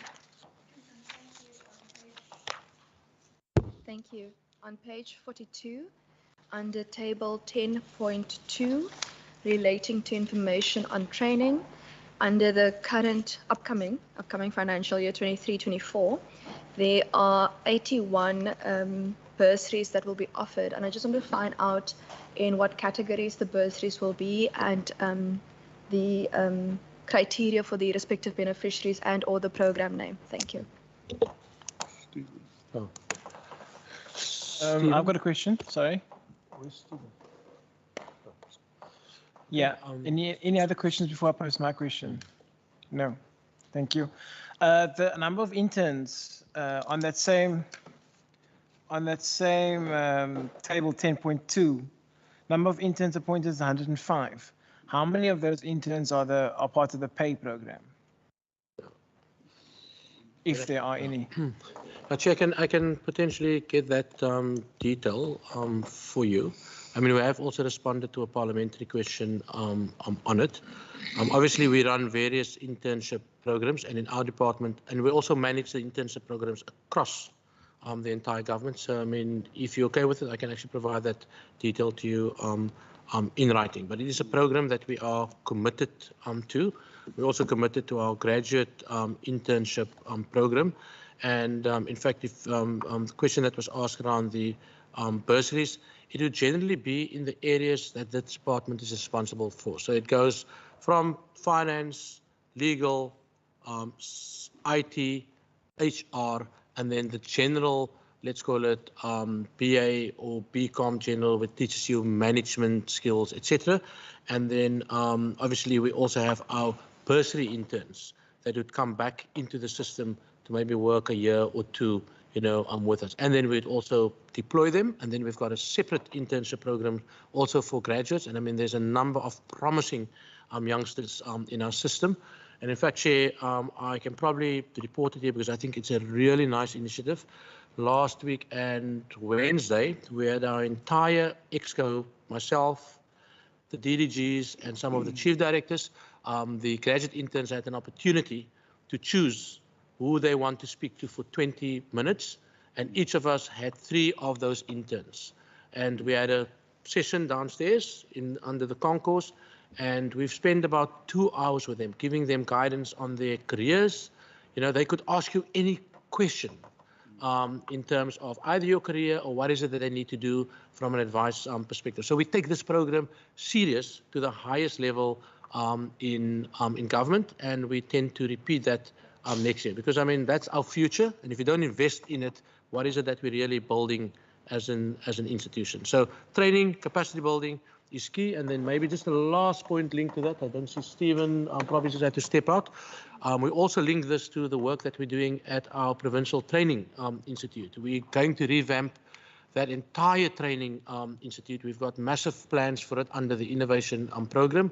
We're creating an innovation hub, and we want to build the capacity of the state, because we also believe, again, building for the future, it starts with building younger people into the system, and you allow them to grow. So the Provincial Training Institute will become a place of development, a place of learning, and building the future Western Cape government.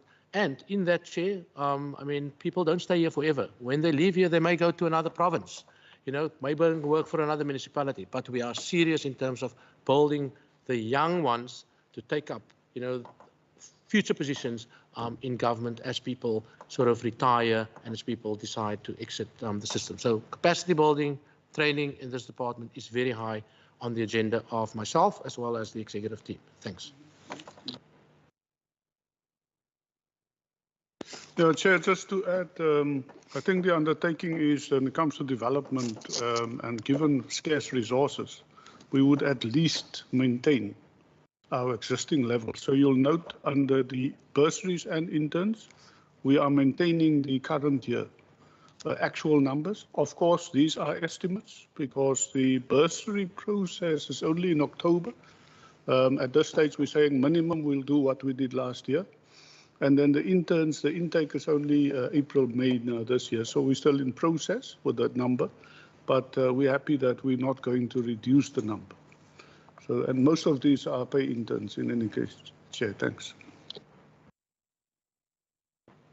I just have one further question on table 10.2, payments on training by program number 4, Center for E-Innovation.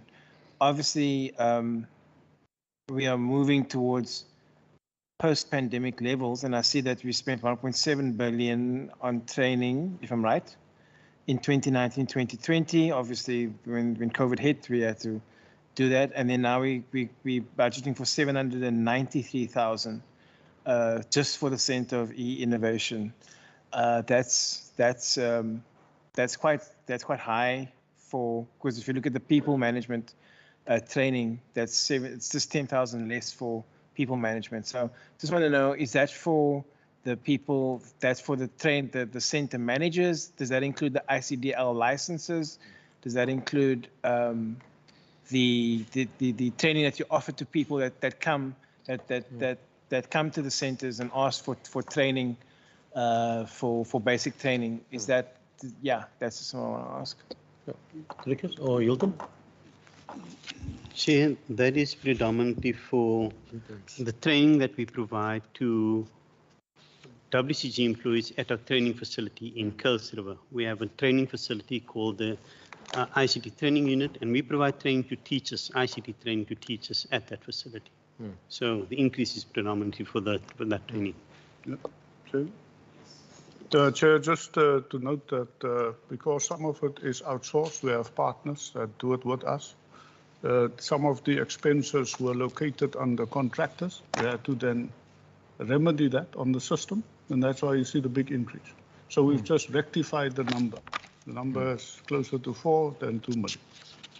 Thanks. Thank you very much. Are there any further questions or follow-ups? In that case, I don't have to open this to the public because there is no one from the public. I don't. Yeah, just for records, are there any members of the public on the online system? Because there are no members in the chamber. Are there any members in the online system? I see no hands. Thank you very much to the Premier, to Dr. Molina, and to your team. I'm heartened by the 85 million that we're going to look at for the energy resilience plan, and obviously the biggest chunk of that is the 60 million for the emergency load shedding packs.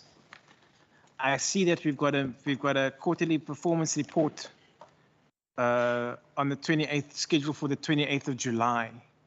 I look forward to hearing that you spent the whole 60 million as an extra item on that agenda. I will make sure that Ms. Kamish Ahmed puts it on the agenda. I look forward to hearing that you actually overspent by 2 million, that you made sure that every one of those 100,000 households in the relevant LSM categories, that you have helped make them energy resilient, because that is exactly what we need for our province. Thank you very much. We've got committee business that we need to know. Mr. Premier? Yes. Thank you very much, Chair. Thank you very much to the committee. And obviously we're in the start of the final stages of this budget process. And as you say, you're looking forward to the reports on how we're going to be spending this money. And that's the way forward. That's this next year. And I too am looking forward to finding some traction with these new areas, but also making sure that we're continuing with the programs and projects that we've been working so hard on. I want to use this opportunity, Chair, not only to thank you as the committee, but also to thank the DG and this full team and everyone that they represent. DOTP is a big department offering a lot of services to a lot of people. And I want to just say thank you to every one of them. This department definitely breaks the mold of, I think, what so many people think public servants are and do. You can't believe what time of night you get answers on emails, and you can't believe what time of night you get Zoom calls and Teams meetings, mostly initiated by the DG, but I want to say thank you very much to him, to this full team.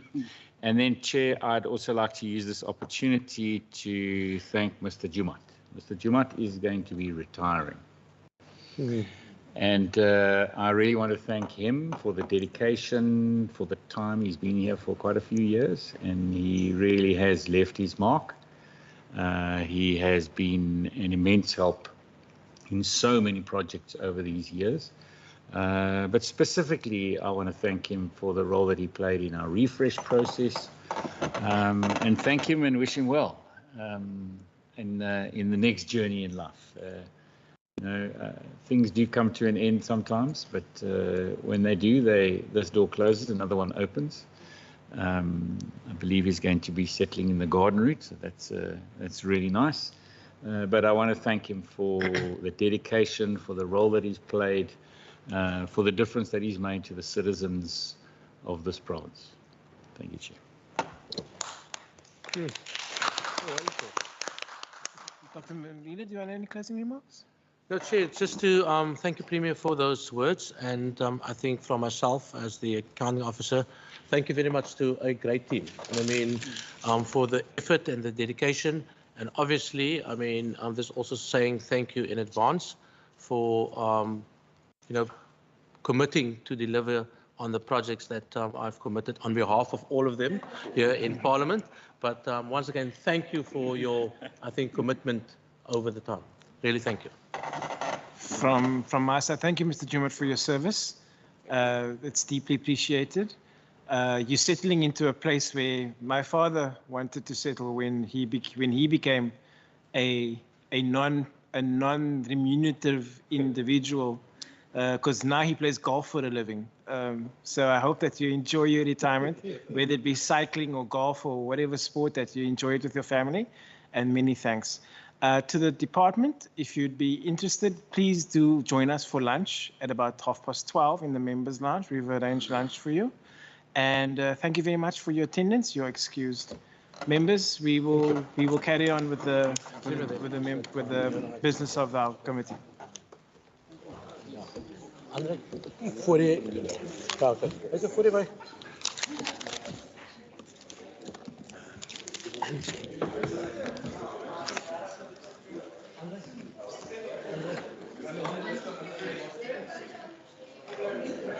Yeah.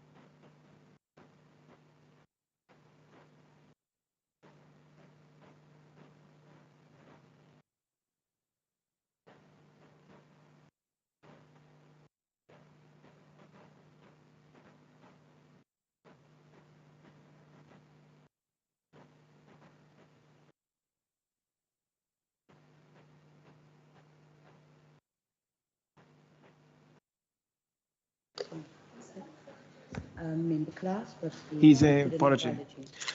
Thank you, members. We now move on to item 4. Sorry, item 4 on the agenda. It's now to consider and adopt the draft committee report on the Western Cape Appropriation Bill, B2 2023. So do we support the vote? Member Bartman? Chair, having heard the responses from the department and Premier, I would like to move that we support the vote. Thank you. Thank you, Member Pretorius. I second that. Thank you very much. Are there any minority views? Okay. Okay. So the draft report on the Standing Committee on the Premier and Constitutional Matters on Vote 1, Premier, in the schedule to the Western Cape Appropriation Bill B2 2023, dated 16 March 2023, the Standing Committee on the Premier and Constitutional Matters reports that it has concluded its deliberation on Vote 1 in the schedule to the Western Cape Appropriation Bill B2 2023, referred to the committee in terms of Standing Rule 188, and that it supports the bill, supports the vote referred to it. In terms of Standing Rule 90, the ANC expresses its minority view on the report, and does not support the vote. Thank you. Member Bartman. Chair, I would like to move that as the edits that you've indicated in the draft report, that we move to adopt the report now, and we don't have to come back for a second meeting. Okay. Yeah, member. Are we, as per normal, going to just deal with sort of requests for information, or have those been taken by the committee coordinator? That has been taken by the committee coordinator, and we can add that to the resolutions. Okay. Yeah, no, that's fine. I just wanted to check on one. Sorry. Oh, okay, sorry. Yeah. Oh. Yeah, the draft report is adopted. Yeah, we've adopted the report. Okay. We move on to the consideration and the adoption of the draft committee meeting minutes of 3 March 2023. Let me just get my minutes here quickly. Oh, sorry, yeah, please. Thank you. Starting with page 1. And page 2. And page 3. That's it. Are there any? Yes, Member Bartman? Hold on. Chair, I move to adopt the minutes.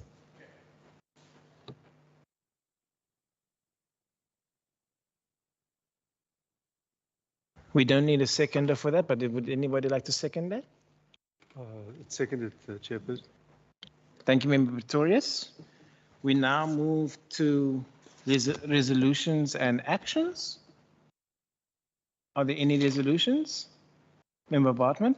Chair, I just wanted to check, do you want us to separately adopt the committee report, or was that the email that we sent where we supported? Because it also says it on here.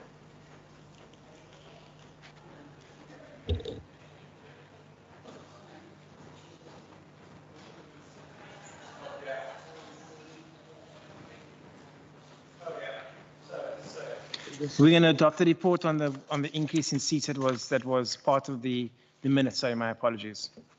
The draft report on the Standing Committee on the Premier on Constitutional Matters regarding the Western Cape Provincial Parliament seats. Are there any anybody to move the report? Yes, Member Dugmore. You move it. Thank you. I would like to second. We will now send that report to the House for consideration. Thank you very much. We move on to item 6, resolutions and actions. No, it's number 7. It was 7, sorry. Resolutions and actions? You had one, yes, Member Douglas. I had just wanted, I'm sure our coordinator will read through things, but there was reference to the Department of the Premier's EE plan. If we could just have a copy of their own employment equity plan. So noted. They made reference to that. And also that we propose that the committee, that the department pays particular attention to the situation regarding Wi-Fi, free public Wi-Fi availability at Western Cape municipalities. They did explain that they provide the link and it's up to the municipalities, but if they could just, give us a comprehensive report on that. Is that okay? Yeah. Do you need the wording? No, sorry, Chief. Yeah, go ahead.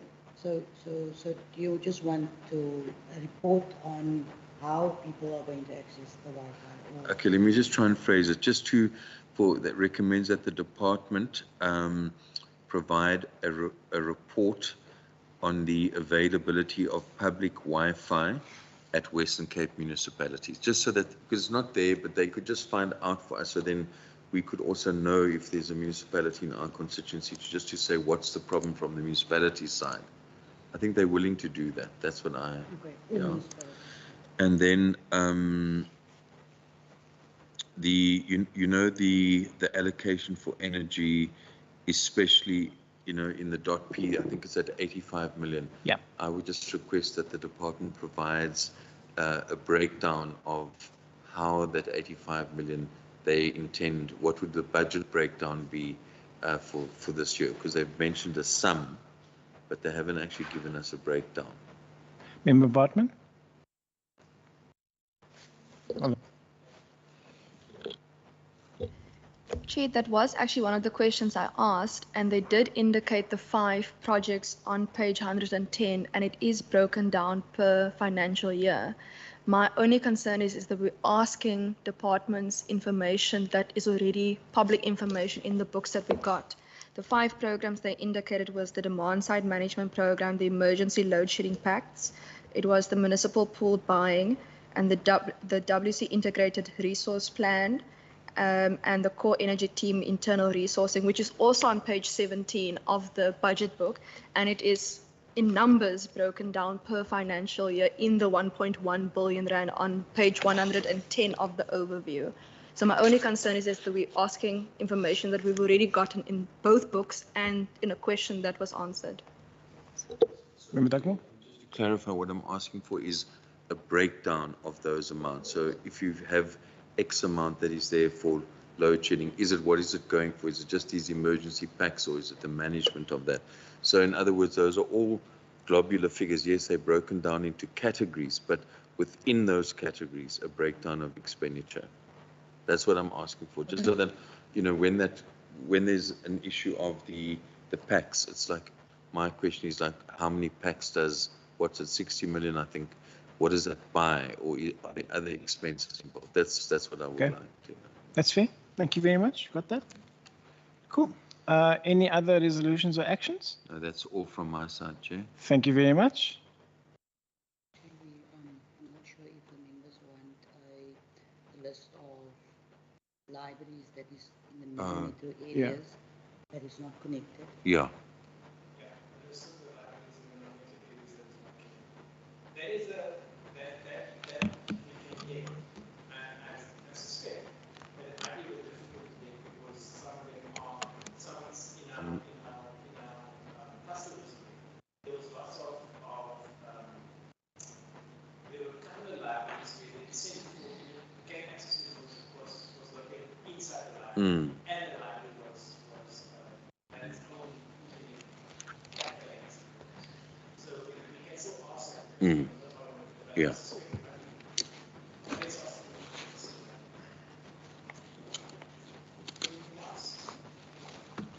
So, Chair, sorry, was that the ones that the coordinator captured?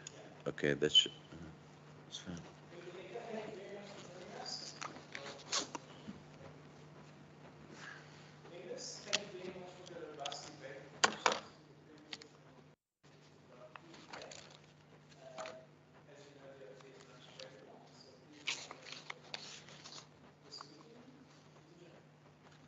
Thank you, Chair.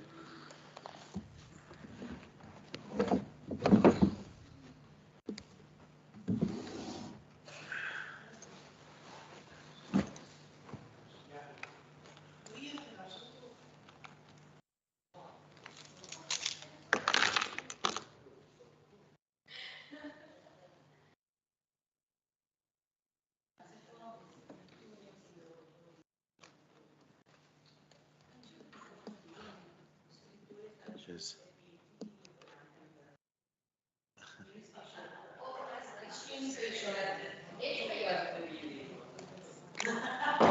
Is the lunch ready?